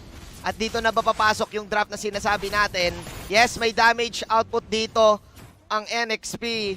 But Omega outplaying them in every way possible. Besides the fact na may escape yung Ling, may second skill din si 1-1 dito. Oo. Kaya hindi mo rin basta-basta mahuhuli. Yep. And the fact na maganda yung zone dito ni Hayes, ni Heat, and Detoshi, hirap na hirap ang Triangle NXP. offense man, Wow. Jin. Triangle offense, hindi makapasok kaya pumasok na si Yawi. This is a backshot that can do this, but the problem is the overwhelming damage of the Kagura and the Pakito. Mind you, it's just a Pakito tank. Ayan, ire-reset na naman nila. Always look for a potential outplay. Mababurn siya dito. Pasok si Angeli dito, but James is down. Very methodical. Wow! OMG! Targeting the right person at the right place at the right time. And ito yung hindi mo pwedeng underestimate sa team na to. Alam nila pag sinabing focus fire sa isang tao, dun talaga sila. Oo, Manji, nakita mo 'di ba yung bilis, yung urgency ng decision making ng OMG. Nung nakita nila na wala nang buhay si Yawi, immediately reset the Lord. Nung hindi na nila abot si Yawi, okay, ito na lang si James. Focus, 4 heroes were focusing down on the Alice. Now, Renegade is being chased by 4 heroes while Haji Z is getting his farm. Probably split push the bottom lane and mid lane, but OMG still have the control. Now they have taken the Lord, and this will make life harder for NXP because hindi lang si Ling yung problema mo, dadagdag pa si Lord. Dadagdag si Lord. Lord is at level 2. Pupunta dito sa top lane. This is a 20-minute game right now, Midnight. We're looking at late game items right now. Kapansin-pansin na meron ding blade armor dito si Heat. Oo. Just to negate this Claude. Yep, sasalin lang talaga nila. Oo. And ito yung dilemma, Midnight eh. Laging mauuna ang Ling kaysa sa Benedetta pagdating sa split. Tama ba? Definitely. Kasi mas mobile si Oo. Ling compared to the Benedetta. Even though mas invasive mas evasive pala si Benedetta, Ling is just a global map presence. At speaking of map presence, eto na, sabi ng OMG, gera na natin. James now falling low. Mabuhay kaya si James this time. Mukhang kaya niya mabuhay with the flowing blood pero nawala na rin si Hayes doon sa batang gilid. Napakagandang sagot mula dito sa NXP. Eto na yung sinasabi nating AOE-centric damage output as Hayes is down for a minute. Meanwhile, pasok si Kurt dito. Kaya na kayo maputumba. Na-reset dito si X-Sword. Kurt, siya na lang mag-isa dito pero ako makakawala pa siya. Nako, H2O nandito na din. Toshi, buhay pa rin. Ang daming buhay pa rin sa side ng OMG. Wala na rin si Renny J. And I think this is it. OMG. Omega is back. At makakuha sila ng pinakaunang puntos nila dito sa MPL Season 7. You know, this is still the skill of a world contender, the mechanical and technical approach of the game. And look at this. Wala, relax. Relax na relax. Another day at the office.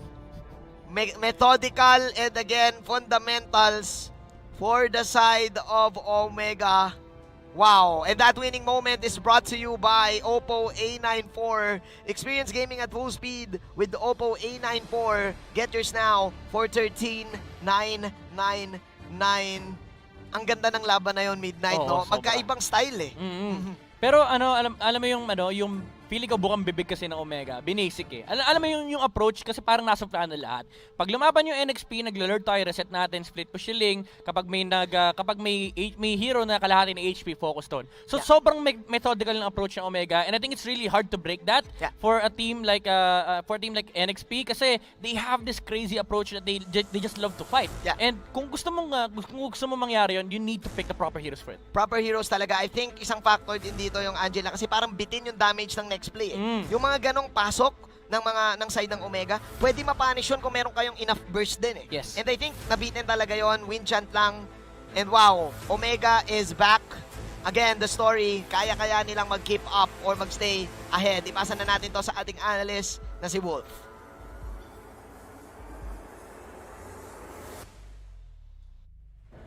Thank you so much, casters. At pag-usapan natin kung paano nga ba nakabalik ang Omega back to their form. My name is Wolf, and I'm gonna be breaking down that game number 1 between Omega versus NXP, where Omega won in a very decisive manner. By the way, the following post-game statistics are brought to you by Smart, the official tournament telco partner of the MPL. Free to game great with Smart free games for all. At bakit ko nasabi na nagbalik ang Omega? They are really comfortable with this.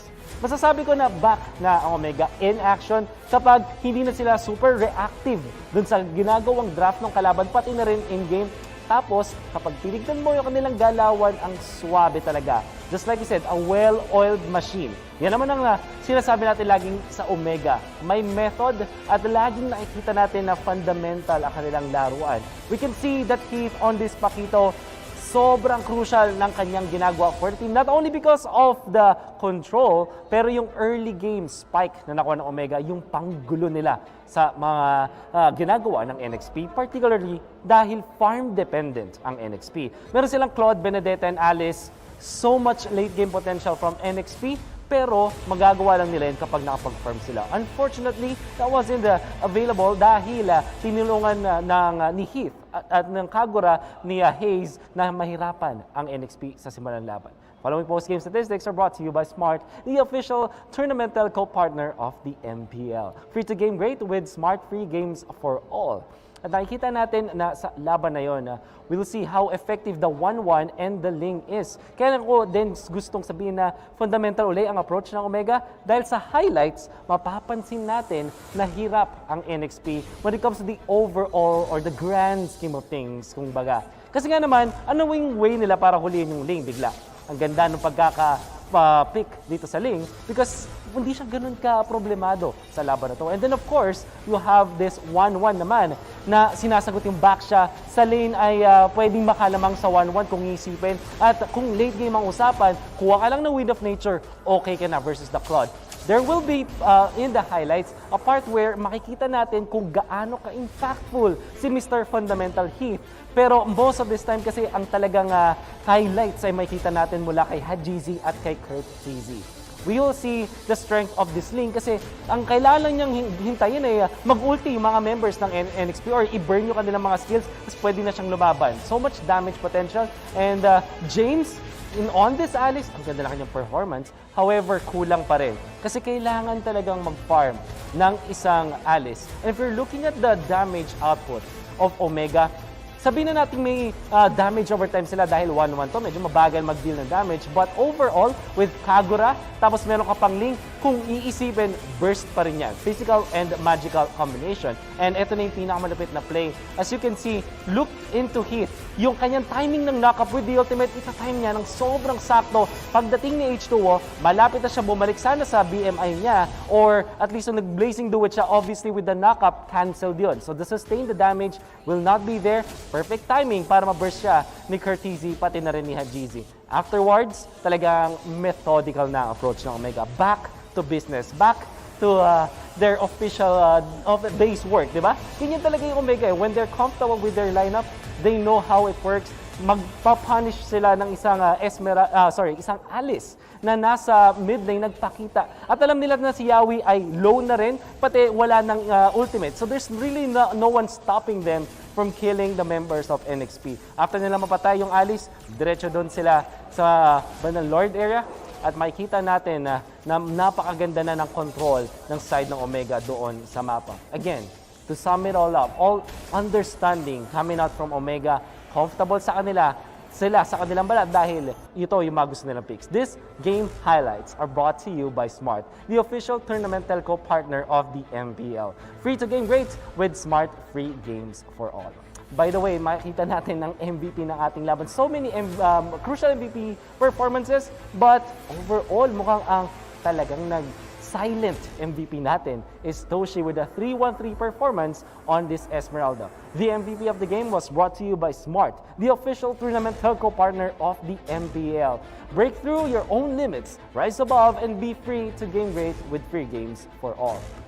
Dahil nakikita natin yung damage output ni Toshi with 81,000 and yung kanyang objective damage ay 3,000 lang, obviously because this is Esmeralda, pero yung kanyang kill participation 43%. I believe na kung titingnan natin ang mga kanyang ambag doon sa laban na yon, it's more about just making it so na dadating sa late game na nakakapag-farm ang ating lane as well as the 1-1. And very crucial ang early game na pang-pressure ni Toshi. Kaya nga naman nakapag-farm at Omega doon sa kanilang side laners. Better than what NXP did. That was just game number 1. Excited to see more of game number 2. Ibalik na natin sa ating mga casters.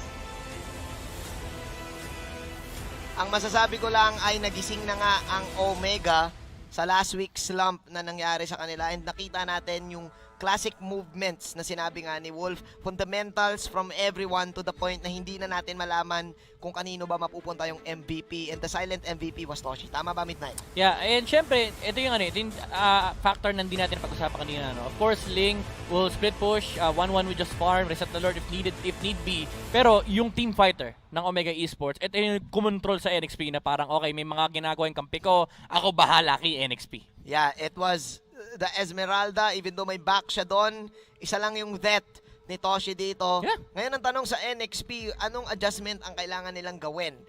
Again, ako, honestly, nabibitin ako sa damage nila. Nabibitin ako. So ngayon, who will make the smart choices in the draft? Catch it next, brought to us by Smart, the official tournament telco partner of the MPL. Free to game great with Smart, free games for all. Here we go, Midnight. This is game number 2. Again, ako, honestly, nabitin ako sa damage ng NXP. Meron na nga si H2O, pero I think para sa kanila, kailangan pa nila ng extra kasi tumatagal yung laban eh. Yeah, kinulang talaga sila pagdating sa damage. If nakita niyo yung score kanina, even H2O was sitting at a 5.2 score rating, which doesn't really amount to much with a Claude. So, ang problema kasi ni NXP kanina is that yung main jungle nila was countered by a single item. Actually, 2 cores on their side were countered by a single item. Isang Wind of Nature lang shot down kagad yung Benedetta tsaka yung Claude. James was doing majority of the damage on their side. Again, the idea is good. You go for the team fights, pero you pick the proper heroes for it, and medyo payat din talaga yung Angela kanina. Sobrang tama ka, Midnight. Ngayon, ang tanong, pipiliin pa kaya nila yung Angela or pipiliin sila ng ibang damage output dito? Remember na binaban ngayon ng Omega itong main hero na to, itong Eve na to. We have same bans for Omega just like game number 1. Meanwhile, 1-1 naman ang nawala dito para sa kanila. Magbe-Benedetta kaya ulit ang NXP sa kanilang first pick? I think so. Next play opted to go to for the 1-1 ban instead of Sylvana. So, ino-open nila yung option na yun for Omega Esports. But there are still a lot of tank options for Heath, no? Hindi pa naman nauubusan ng heroes ng Omega. So, I think that's the proper play. It is actually the smart choice for next play here. And the better one is to go still with the Benedetta. Either that or go for Pakito. Comfort hero ni Yawi yan. As in, outside MPL, yung mga tournament leagues natin dyan, Yawi showed his excellence on the hero. And ngayon, nakita na ng NXP na okay, eto na yung adjustment natin. Wag muna natin ipakita itong ating jungler. Meanwhile, kuha muna tayo ng isang hero na baka pwedeng tank or pwedeng ang side Flex, no? And flex, napakagandang flex nito for NXP. Meanwhile, Omega sticking to the same plan. Esmeralda once again. I like it. And ano to? Sylvana. Sylvana and I like Esmeralda. Bakit ka I like it dito, Midnight? It's a good hero against Pakito. It's a good hero against the possible Benedetta of next play. Even though si Pakito, no, kapag fighter ka, you're one of the few heroes that can actually fight inside the ultimate of Sylvana. But the thing is, if this is a tank next play, if this is a tank Pakito for next play, it limits the roaming potential of the hero. Because the nature of the Sylvana is that it sits inside the bush. Yeah. And kung ikaw yung Pakito, nakakairita na hindi ka makapunta sa mga bushes kasi may threat na may baka makasalubong ang Sylvana. At hindi ka rin makapag-dash in, dash out. Yes. Dahil nga, natutulak ka eh. Oh, tutusa ka. May Imperial Justice ka pa pag tumakbo ka, diba? Di ka naman makakawala doon. Definitely Midnight. So ngayon, sabi ng next play, sige, wala kami pakialam kahit ma-hold kami ng Sylvana. Meron kaming Benedetta and ninakaw nila yung Ling na pwedeng possible pick ng Omega dito. Midnight, for me, this is kind of greedy. Yes. Para dito sa next play. Bakit nga ba? You showed the Link too early, and there's still a lot of potential counters that can come out from Omega Esports. I think this is an easy Claude game, to be honest, for Omega Esports. They can play it side lane, pwede ring jungle. Kaya ako nasabing Claude is, kapag tinignan mo yung dalawang heroes na next play dito, no, they don't really invade that well against Sylvana. Parang malulugi pa sila sa Sylvana actually. Pwede pa silang ma-outplay ng Sylvana dito. So yes, pero I think nang sa Psycho ang next play dito. Sabi nila dito, o sige, kami naman ang magliling. Kahit na for us, medyo greedy nga. Pero we have ourselves a Natalia for the third pick ng Omega. First time ata natin to nakita sa MPL. Yes. Actually, hindi nga pinapansin yun eh. Nawala to actually sa meta natin. Hindi na nga binaban. Actually, I thought that most of the PH teams would ban out Natalia. and now it's on the hands of Omega Esports. There are 3 players that I think highly of when I'm seeing Natalia. Greed is number 1. Haze is number 2. Oh, so napunta kay Haze. Itong Next time ko hero. na sabihin yung number 3. I think this is a Your signature team pick is then banning. for the side of Omega. I remember nung season 5, nung umabot tayo ng 60-minute game Yeah. with Omega against Onyx, ito yung kanilang main pick. Mhm. The Natalia, and I think, is it great against the Ling? Oh yes. It's good against Paquito, good against Benedetta, good against the Ling. Because these 3 heroes rely on using their skills. Oh. Hindi sila tulad ng Alice na, sige, bahala ka dyan, pag nagpakita ka, ultihan kita. Hindi sila tulad ng Roger na kapag hinampas mo yung Roger, di mo napatay, papatayin ka. Etong 3 heroes na to, kapag hindi mo sila napatay, tatakbuhan ka lang nila, hindi ka papalagan yan. Kaya naman pala, no? Kasi itong mechanics to eh. Ang Yes. Benedetta, Ling, at saka ang Paquito eh. So Yep. with the Natalia, madidisrupt yung Yes. next Your play this team time. is Nalilimit yung effectiveness, yung effectivity nito 3 heroes na to just because of the presence of Natalia. Add to that, hindi lang yung factor na kapag nawawala yung Natalia, baka hampasin ka niya. It also tells you na pag wala yung Natalia, there are certain moves in the map that you cannot make. Definitely, dahil kayang-kayang patumbahin ng Natalia ang Benedetta pag tama yung timing. Again, kayang pumalag ng Benedetta, pero talagang psykuhan yan. Yes. Psycho battle yan kapag may kalaban kang Natalia. So kailangan mag-ingat ng next play dito dahil lagi nila itong iisipin. Moving forward tayo ngayon, Midnight. We have ourselves the Claude ban sa next play na foresee din nila yung possible Claude pick dito. Omega, ang hinihintay natin sa kanila ngayon ay junglers. Open pa ang Yishun Shin? Your team Yes, is open ang banning. Yison Shin, but I think the more feasible option for Omega Esports is to go for the Roger. Roger. Even though it's not one of their signature heroes, Roger is really good in this game because of the presence of the Natalia and the Sylvana. Imagine niyo na lang na kunwari naka-snowball yung Omega Esports. Ang daming moves na nga na hindi pwede gawin ng next play, and ibibigay mo pa yung resources mo sa Roger na pwedeng mag-invade ng jungle nyo kasi nga hindi kayo pwede basta-basta gumalaw Totoo. dahil may nagtatagong Sylvana sa bush at may nawawalang Natalia. At mukhang yun nga ang bina nila dito. Sayang. Oo, yun nga ang bina nila dito. Roger wins games kasi. Midnight. Kasi I think with the Natalia and the Sylvana na mapapapula, maamoy agad ni Roger. Tapos Oh yes, definitely. game na agad eh. So yeah, I think that is a good adjustment para dito sa dalawang teams natin with next play banning the Roger. Pero ngayon, Midnight, Harit, napakabilis ng pick dito ng Omega. Alam nila nung binan yung Roger. O sige, yung isa na kagad. Ba't ka napapailing? Ba't ka napapalakpak dito? Kasi sa next play, kita mo na yung tatlong pwede mag-course. So, the idea is, against this lineup, you need 2 cores on the side of Omega. 1 jungler and possibly 1 marksman or a side lane mage. Now, Alice is out of the option. The remaining options are Yison Shin and the Harith. So, as much as possible, pick the Harith. Kasi pwede pang kunin na next play yan. Kasi pwede pang mag-flex ang next play na gawing Paquito tank and then pick up the Harith for Renegade. So I really like the approach here from Omega Esports. It looks like Dale is still drafting on his team. Mukhang inaral talaga nila dito ang pwedeng i-draft ng next play. Oh, Pero wow. okay! Wow! It's back! Wow! Exhort ka dito I like this. I love the draft pattern for both teams. para dito sa next play. Something new na makikita natin dito sa MPL. Pero medyo nostalgic to, Midnight. This is the championship kadita na meron si Exhort. Oo. He's been winning local tournaments with this hero na makikita natin ngayon. Natatapat sa may pagka-hybrid lineup para sa akin ng side ng Omega. It's a 50-50 draft. Honestly, these picks are perfect for both teams. Again, sinabi natin yung Yison Shin tsaka Harith, yun talaga yung option for Omega. So immediately, pipick mo kagad yun kapag kaya mo. They snatch up the Harith para hindi makaw na next play. And perfect answer for next play. I think the Kadita and the Kai fits the lineup perfectly. And Kadita counters 4 heroes on the side of Omega with the exception of the Yison Shin. Oh man, binanggit natin kanina yung lack of damage na meron sa next play, Midnight. This time, present na yon kapag Oo. umabot ng late game with the Kadita. And yes, nag-agree ako, yung Ocean's Oddity, huli kagad yung Harith sa loob ng Zaman Force. Kita mo kagad. Even yung Sylvana, shoot kagad Oo. yung Ocean Oddity, tapos mag-rampage Yes. in ka. Exactly. And I love the Akai pick just to make sure na kapag nag-Zaman Force si Harith, tulak mo lang palayo. Akala natin it's all over for the draft ng next play doon.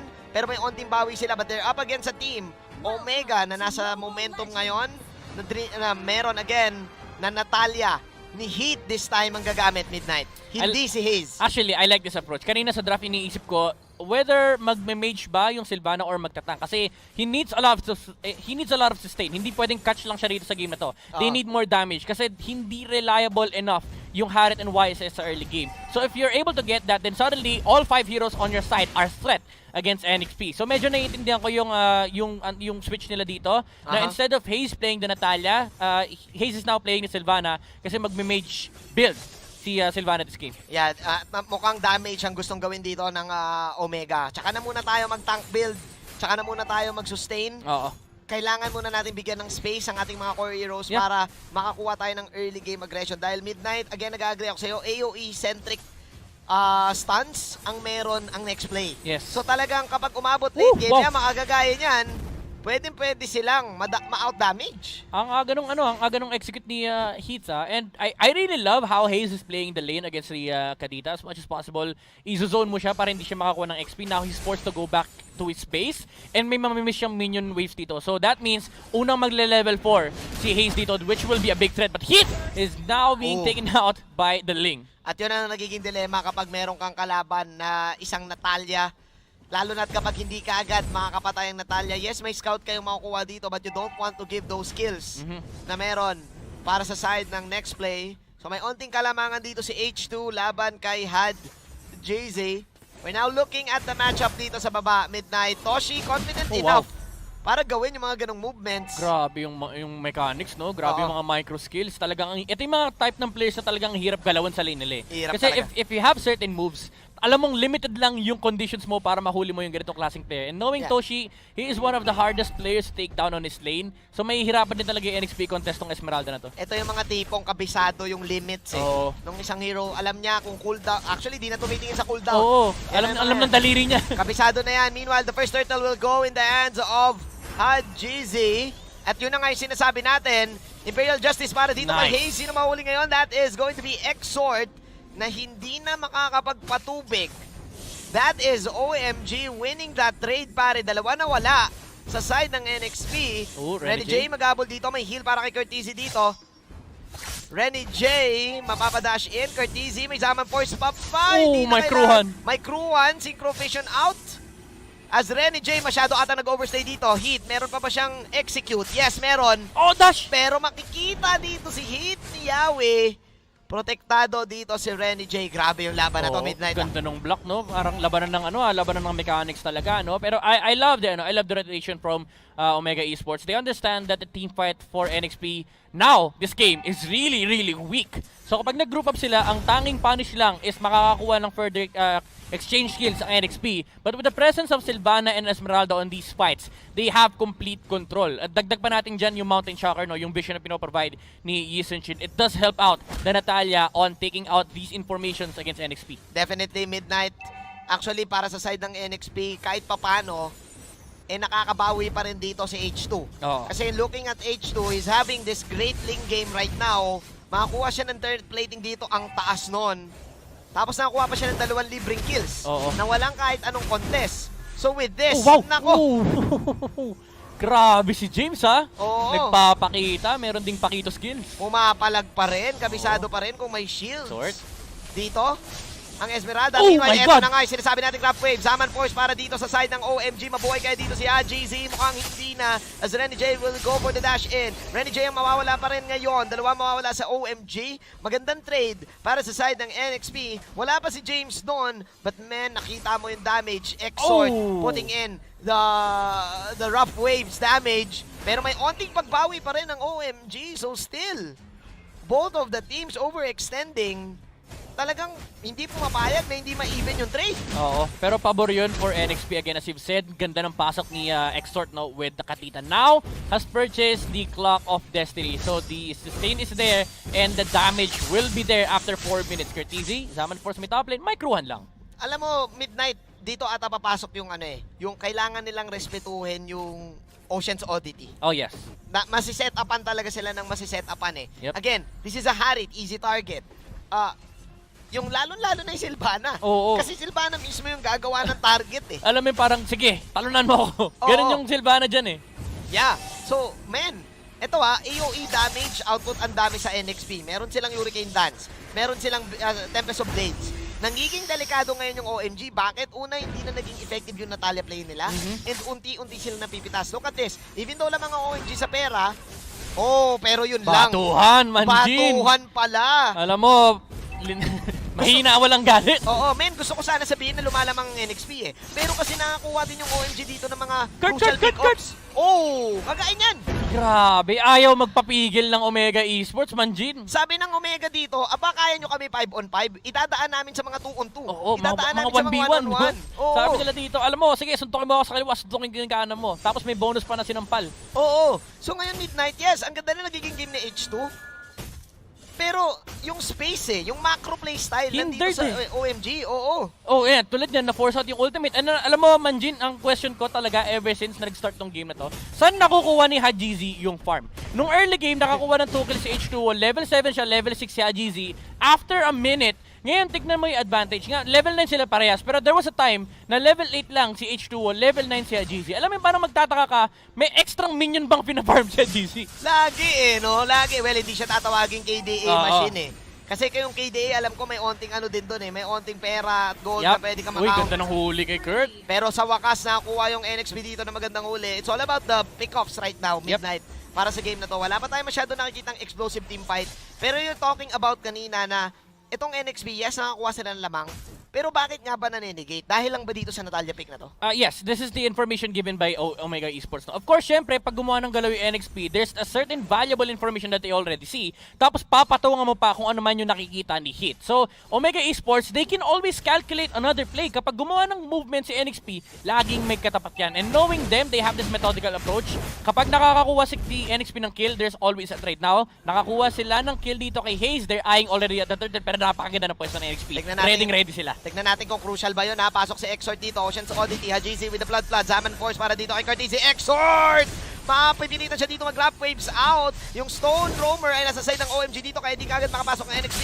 Ngayon si James ang tinabol. James, napagamit dito. Wala pa siyang substance. Habang si Toshi magsi-second skill lang. And there you go. Kagaya ng sinabi mo, Midnight. Every time na makapita sa NXP, hindi papayag ang OMG na hindi makatrade. They know kung kaya nila pumasok.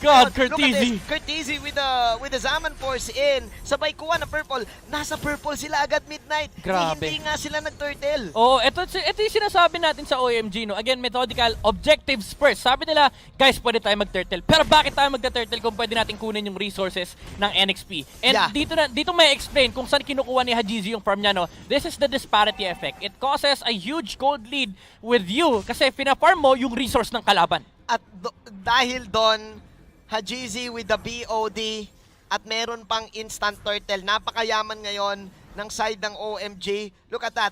5K para kay Hajizi dito. Tama ka nga, Midnight. Maging ako nagtataka na. Saan niya nakukuha tong farm na to? Yes, H2O, may farm siya dito. Pero kasi 2-0-3-6. Good lane game Si Hajizi may death Yes, eto may top lane na si Hit. Mapapatay. Actually, nakuha ni Renege yung kill. Haji hindi makaka-rest back. Pero gusto ko lang i-highlight Manjin si Curtizi on that turtle contention for both teams. Yeah. Ang ganda ng ginawa niya. He forced out the ultimate from Exort. And he used the Zaman Force. Saan ka makakita ng Harit na hindi nagtitipid ng Zaman Force? And kinokondisyon yung sarili na, okay guys, counter tayo ng Kadita. 4 sa heroes natin mahihirapan pag hindi niya ginagamit yung ultimate niya. Puwersahin ko. Puwersahin mo. Pag nawala ng ultimate, laban tayo. Pasok tayo. Kasi again, I think yung Zaman Force, mas mabilis yung magiging cooldown nun laban sa Rough Waves. Yep. Kaya ang ganda ang ganda nung ideology behind as to why he commits the Zaman Force. Talagang alam mo kung ano yung pinaforce niya. Ganda nung huli ni Yawi actually. Hajizi caught out here by the Akai.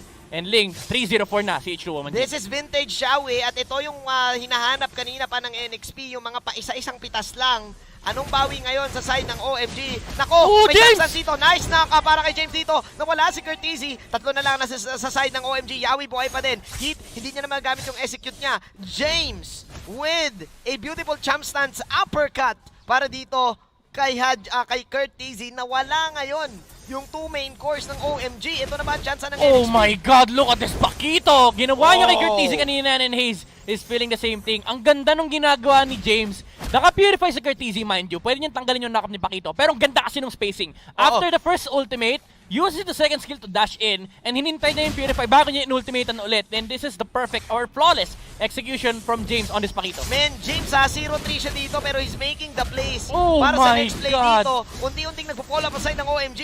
Hindi lang si James, pati si Yawi. Pinag-usapan natin ito kanina, midnight na marami silang catch. Meanwhile, sabi dito ng Curtis, eto na, babawi na kami. H2O, pasok ngayon. Ultimate Tempest of Blades. Mawawala ba si Hajizi dito? Hajizi nawala na din. Toshi, inatake nila yung orange Kurt? dito. Habang si Kurt Easy, tumatakbo pa rin. Toshi nasa depensa. Final blow para kay Renny J dito. Oh! Dash in. And Renny J will go for that kill. Pero tatlo ang nawala sa side ng, apat ang nawala sa side ng OMG. Toshi na lang ang natitira dito. Nandito pa rin si H2. Walang retribution. But midnight, pinag-usapan natin kanina yung mga catch Yep. ng NXP at nakikita natin yun ngayon. Alam mo, Manjin, sobrang commendable ni James this game. Sinabi mo na 0-3 and 7 si James on this Pakito, but he has been flawless with the execution and initiation for NXP. Following it up with the teammates that he has. Again, Omega Esports dito, they need to force out the ultimate from Exort. Pero sabi ni James dito, naisa nyo na kami kanina. Hindi na mauuna si Exort. Ako na. Ako na mauuna. Alam mo pare, meron pa silang plan B eh. If ever na hindi tumama kasi dito yung ultimate ni James, ang ginagawa nilang plan B, si Yawi, Si Akai. nakakadalawang hurricane dance na siya na maganda. And yung hurricane dance niya, hindi panguli ng dalawa, tatlo eh. Yes, bawal isa lang. Bawal isa lang. Ay, bawal dalawa, laging isa. Bawal dalawa. Dapat Oo. kahit sino actually, kahit sino makita nila. Tinatalo ng Oo. kagad ni Yawi. And it goes to show na alam din kasi ng NXP na kapag naka-minus 1 sila sa Omega Esports, it does give them the favorable position. Yeah. Tulad nito, kapag kulang sa numbers ang Omega Esports, they fight. Oh my goodness! Oh, pero masyadong malalim doon para kay H2O. Maganda position ngayon ng side ng OMG. Renny J babalik dito. James nandito pa rin. Pero sino masya-shutdown dito? That is the Kadita. Oh no! Nakay Toshi ang camera. Bakit pa di nyo ako pinag-uusapan? Ako ang Esmeralda at hindi ako napapatay. Hajizi ngayon. Pulado. Pero sabi ni Toshi, eto na. Iwag natin ang tela. Naku, umikot din si Yawi. Sabi niya ako din may paikot-ikot. Pero sabi ni Toshi dito, pindot-pindot lang ng second skill. First skill, Renny J second dance. skill lang. Renny J Sabi dance. naman dito ni Curtis, ako din. Ako marami ako pinipindot. Pero sabi ni Toshi, isa lang ang pipindutin ko. Second skill lang. Toshi, ladies and gentlemen, MVP kanina, the silent assassin for OMG. Inubos yung 4. Oo, grabe. Sabi ni Toshi, alam nyo, kung kayo live sumasayaw, ako kay Esmeralda ako sasayaw. Sasayawan ko yung 4. Toshi, again, these kinds of players, alam nila yung limit ng heroes. And nakita niya kanina, sabi niya, Akay lang pala, tsaka Akay lang pala, tsaka Pakito. Wala kayong gagawin sa akin. Grabe. Tsaka binibit niya yung Rap Waves. Yung Oo. Ocean's Oddity, hindi mo kagad Magamit. mapapaangat Oo. yung Esmeralda kasi mabilis dahil doon sa Frost Moon Shield eh. Yes. Well, actually, hindi lang second skill yung pinipindot, pati first skill. Pati first Pero, skill. ang maganda kasi doon is, yun lang yung kailangan niyang gawin. Yun nga Basic eh. lang. Kaya favorite ka ni Esmeralda eh. Sayaw-sayaw lang eh, no? Oo, sayaw-sayaw ka lang eh. Hindi natin napapansin dito. Hit! Man, look at this. Toshi, pumasok dito yung kanyang ultimate. Pero look at this. Look at Humaharap siya sa Toshi. 4. Humaharap siya sa 4 dito. Men, And ganun siya katapang ngayon. Ganun ka-confident si Toshi, pare. alam mo, Manjin, feeling ko ang comms ng Omega Esports ngayon ganito. Sinasabi lang ni Toshi, pre, walang damage, pre. Oo nga Pre, eh. walang damage, pre. Grabe, I mean, etong Esmeralda, ilang beses na na-nerf to. Kung ito yung old school Esmeralda, ilang beses natin nakita na pumuti itong buhay Oo. ni Toshi. And laging nasa half health. Kapag nasa half health kasi may threshold na eh. Yep. Hindi na hindi na madadagdagan. Pero look at this tumabla na yung pera ni Toshi kay Hajizi. Yes, si H2 pinakamayaman ngayon. But I think NXP, what they need to do right now is to target the Esmeralda. Kailangan nila mapitas. One big problem that they have is, yun na nga eh, ang kailangan nilang gawin is, uy my goodness, na-force out! Yung ultimate ni Ling! And now, the chance to take out the Esmeralda is finally gone. So, Omega Esports, they can actually fight this one out, pero Renny J going outside the base. Oh no, alam na to ng side ng OMG and NXP, they're falling apart. 44 seconds down si Renny J dito. OMG just showing to us kung bakit sila ang representatives ng Pilipinas sa M2. And here we go. Zaman Force para dito kay Kurt Easy. Napakagandang naka para kay James dito. Pero look at this, Kurt Easy dancing with the stars. Dancing the night away. Yan na si Kurt Toshi. Easy mawawala ngayon. Toshi nandito na naman. Naku po. Hindi pa rin siya Exort! damage dito pare. Exort na magiging main target dito. Napagandang Winter Junction para kay Hayes. Pero sabi ni GC, tapusin na natin ang gera. It's time to Oh end this. my goodness! 2-0 Omega defeating NXP and staying on top. Wow, Manjin, I thought this series would have been really favorable for NXP because of their past showing, but Omega Esports still showed us na world contenders kami. World contenders kami, ano ba naman kayo? Relax lang. And then I think, sabi ng yung game na yon, that was a free game for the Esmeralda. And Oo. then, sobrang chill ng side ng Omega doon. Kaya yung ating winning moment na yon is brought to us by Head and Shoulders. Put your game face on and finally say goodbye to those awkward #HAGG moments thanks to Head and Shoulders. 100% dandruff free and itch free. Now, mas mabango pa. Midnight free Esmeralda game once again for OMG. Alam mo, ang story kasi nitong series na to, if Omega Esports have their technicalities and mechanics intact, they'll always win out even against the top teams. And yung nangyari kasi kanina, even though may lapses last week, no, nasabi ko kanina to, parang si Dale pa rin yung nagda-draft sa Omega Esports. So they found what they were lacking last week. Nandyan na yung draft, solid na yung laro, it all just boils down to in-game execution. Pero alam natin, Omega Esports, they have that already. And parang naglaro lang tayo ng papel, gunting at bato kung saan nag-turn around. Napaka-intense ang MPL na to. Di natin malaman kung sino pa pinakamalakas, but it's Omega on top. Pasa na natin sa ating analyst na si Wolf.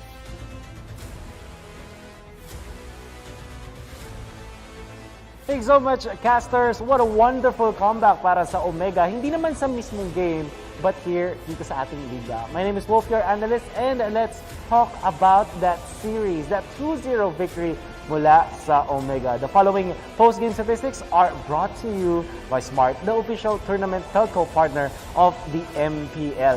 Mga kaibigan, ang masasabi kong naging approach ng NXP ay primal pa. Or what does it mean na primal pa yung approach ng NXP? Well, napakasimple lang eh. Parang yung NXP, ang kanilang inisip ay manalo sa mga clash. That's what I felt in that particular draft dun sa game number 2. Kasi parang ang ginawa ng Omega, kina-counter nila or sinasagot nila bawat matchup na pinapakita sa kanila ng NXP. For example, Pakito first mula sa NXP. Anong sagot ng Omega? It's going to be Sylvana and Esmeralda. Dalawang hero na hindi namomblema sa Pakito. At actually, sila pa yung nakaka-counter sa Pakito if you think about it. Now, yung NXP, nagling bigla. Ang naging sagot nga lang ng Omega, okay, pigilan natin yung pagka-farm ng lane, guluhin natin sa jungle using this Natalia. And nakakagulat ng NXP ay hinaya ng Natalia up to this point. Even when it's not the strongest hero anymore, ganun pa rin yung nagiging impact niya. Now, the Harith and the Yisun Shin made a lot of sense kasi yung Omega, hindi na sila nag-focus dun sa pag-farm dun sa jungle. Although GC had a wonderful game, kahit nahirapan siya, yung fact na ang kanilang pinofocus dito is the Harith, yun yung hindi nasagot ng NXP. Although I wanna say, NXP, ang ganda nung Kadita and Akai pick. It all made sense in the end. Kadita would have been great. However, kinulang nga sila dun sa late game kasi nag-focus sila masyado dun sa team fight, pero nung napil na sila ng side ng Omega, dun na sila nayari. The following post-game statistics are brought to you by Smart, the official tournament telco partner of the MPL. Free to game great with Smart, free games for all. Makikita natin dun sa mismong draft na parang hindi naman siya kinokontra talaga pero sinasagot ng Omega bawat i-present ng NXP one after another. Pero yung NXP more on sa clash. Makikita natin sa highlights kung gaano nga lang nahirapan ang side ng NXP sa pag-execute nung kanilang team fight-based draft dahil sa macro, sa mas magandang macro and micro understanding ng Omega. These game highlights are brought to you by Smart, the official tournament telco partner of the MPL. Free to game great with Smart, free games for all. Makikita natin na kung usapang objectives ay lalamang ang Omega dahil sineset up muna nila yung sarili nila sa mas magandang chance na makakuha ng turtles and turrets.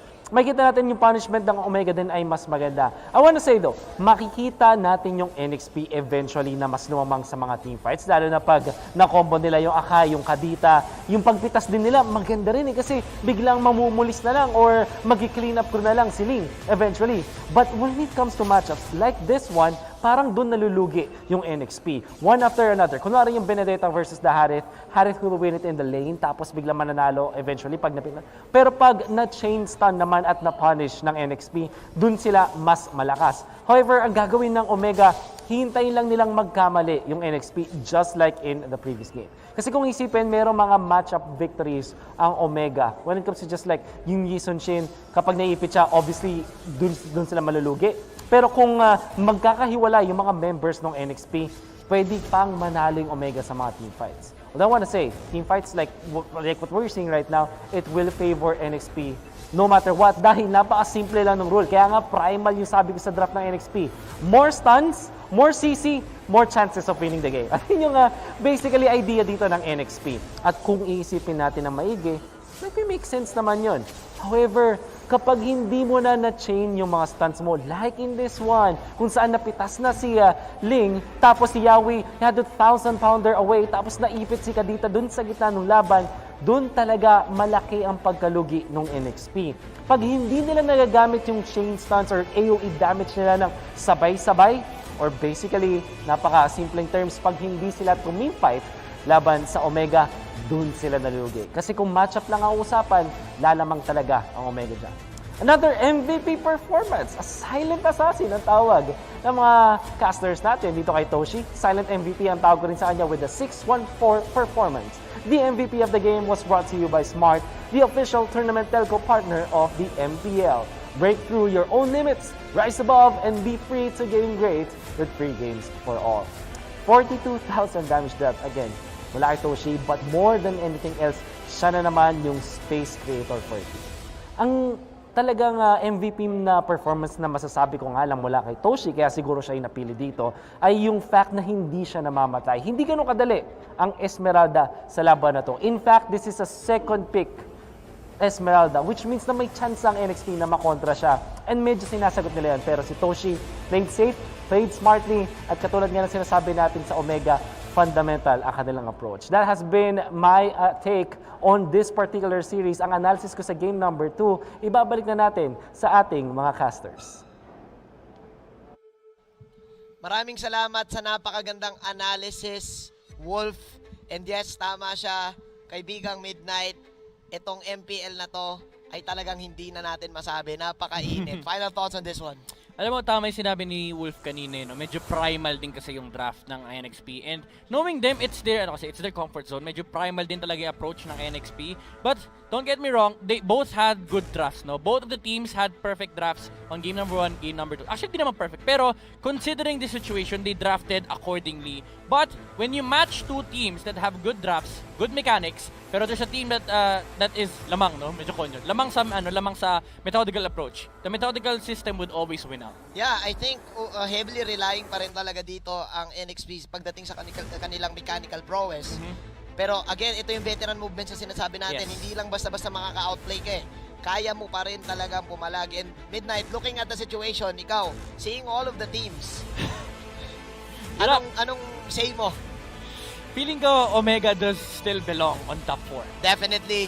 And of course, MPL Philippines Season 7 is presented by Smart, the official tournament telco partner of the MPL. Free to game great with Smart, free games for all.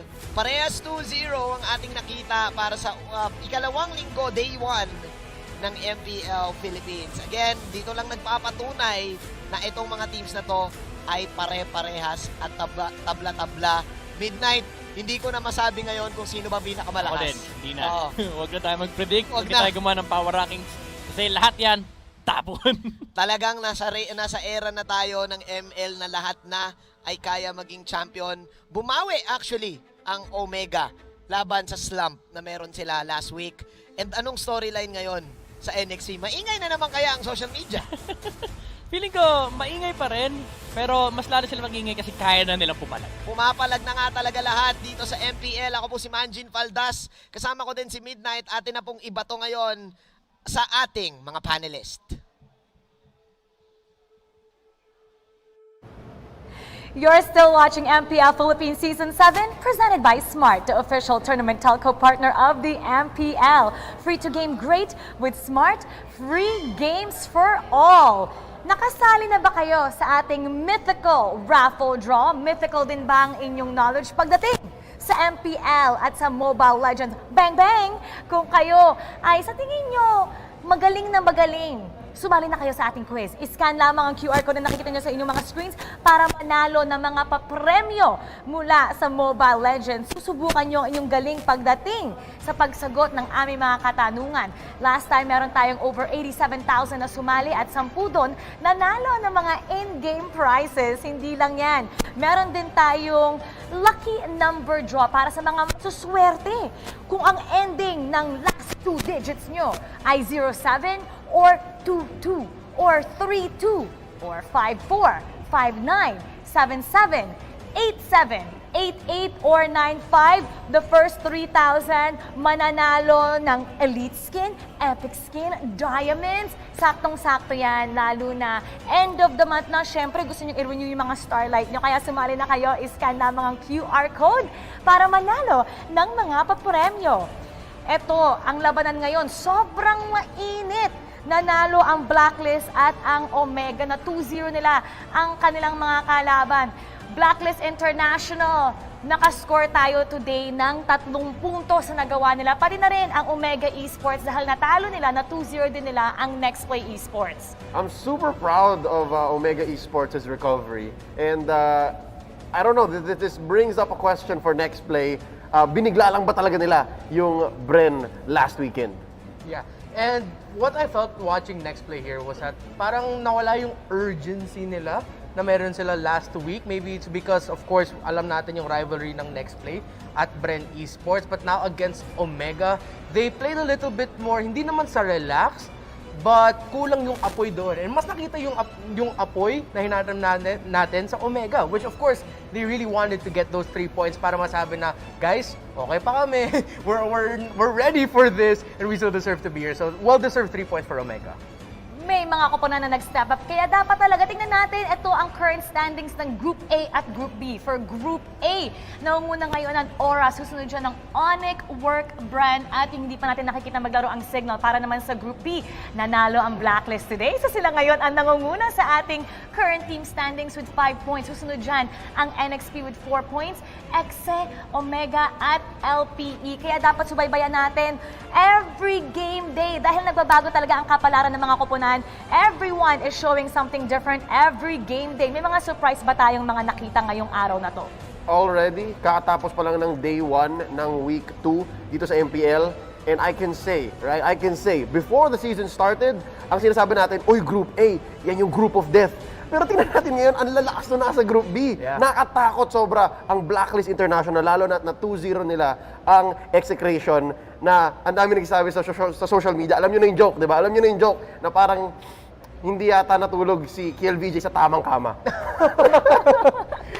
Yeah, other than that, it's another surprising weekend para sa MPL. Kung week 1 natin full of surprises, this week rin full of surprises. Well, of course, for this first day, so excited pa ako mas makita to be surprised pa sa day 2 and day 3 natin for this week. Maraming the moves ang naganap ngayong Biyernes. Kaya silipin na natin ang ating top 5 plays of the day. This first moment here is a moment wherein nakita natin na parang, uy, ang ganda ng ginagawa ng Omega pero mas maganda pa rin yung highlight plays ng NXP. Yeah, and now for this play here, I believe this was a turnaround for NXP na Omega medyo nag-overstretch sila, so then they were able to make the most out of that. But then nope, Kurt Easy showing up, able to turn it around as well. To be fair, NXP makes great highlights. This one is from our first series wherein Kelra came in very, very well, but I guess it just wasn't enough. Parang nanalo pa rin dito ang Blacklist despite this triple kill on that Alice. Yeah, and now for the second play, and you're seeing here the aggression, the feeling. And James barely able to get away, the stun, and of course, flowing blood out, highlight, well-deserved. And last but not least, this is from the first series. Ang lalim dito ni Edward. Dito niya yata nakuha yung MVP niya nung game na ito para dun sa series. Kahit gustong habulin dito ng EXE, kulang pa rin. Bukas, Sabado, ito ang ating masasaksihan. Aura, kalaban nila ang ating defending champs na wala pang panalo, Bren Esports. Susunod dyan sa 6 p.m. Blacklist International, may 2 panalo na. Kakalabanin nila ang LPE na may 1 panalo. So tomorrow will be interesting, kaya dapat tumutok lang kayo. Alas 4 ang umpisa ng ating labanan. How interesting is tomorrow's matchup? Super exciting. The second series especially, Blacklist and LPE parehong undefeated. And meanwhile, for Bren Esports, this is a must-win para sa kanila if they want to find any glimpse or any hold of momentum for this season. Pero mahirap. It's Aura, the flexibility is there. They've been practicing and they've been competing far longer. Tanong ko for Bren Esports, were you guys able to practice enough this season? Kasi Aura ang kalaban nyo, and Aura are a scary team.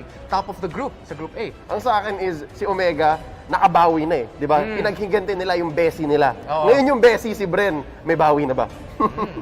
So dito nagtatapos ang ating coverage for today. Tapos na ang rambulan sa ating 4th day ng coverage. Pero bukas, 5th day, samahan niyo ulit kami alas 4. Pero syempre, may mga usapan din tayo alas 3:30 para sa ating pre-show. Maraming salamat po sa inyong lahat. On behalf of Leo, Reptar, ang ating mga anchors and analysts, at syempre, ang mga dedicated production team. Maraming salamat po sa inyong lahat sa pagtutok sa ika-4 ng araw ng ating MPL.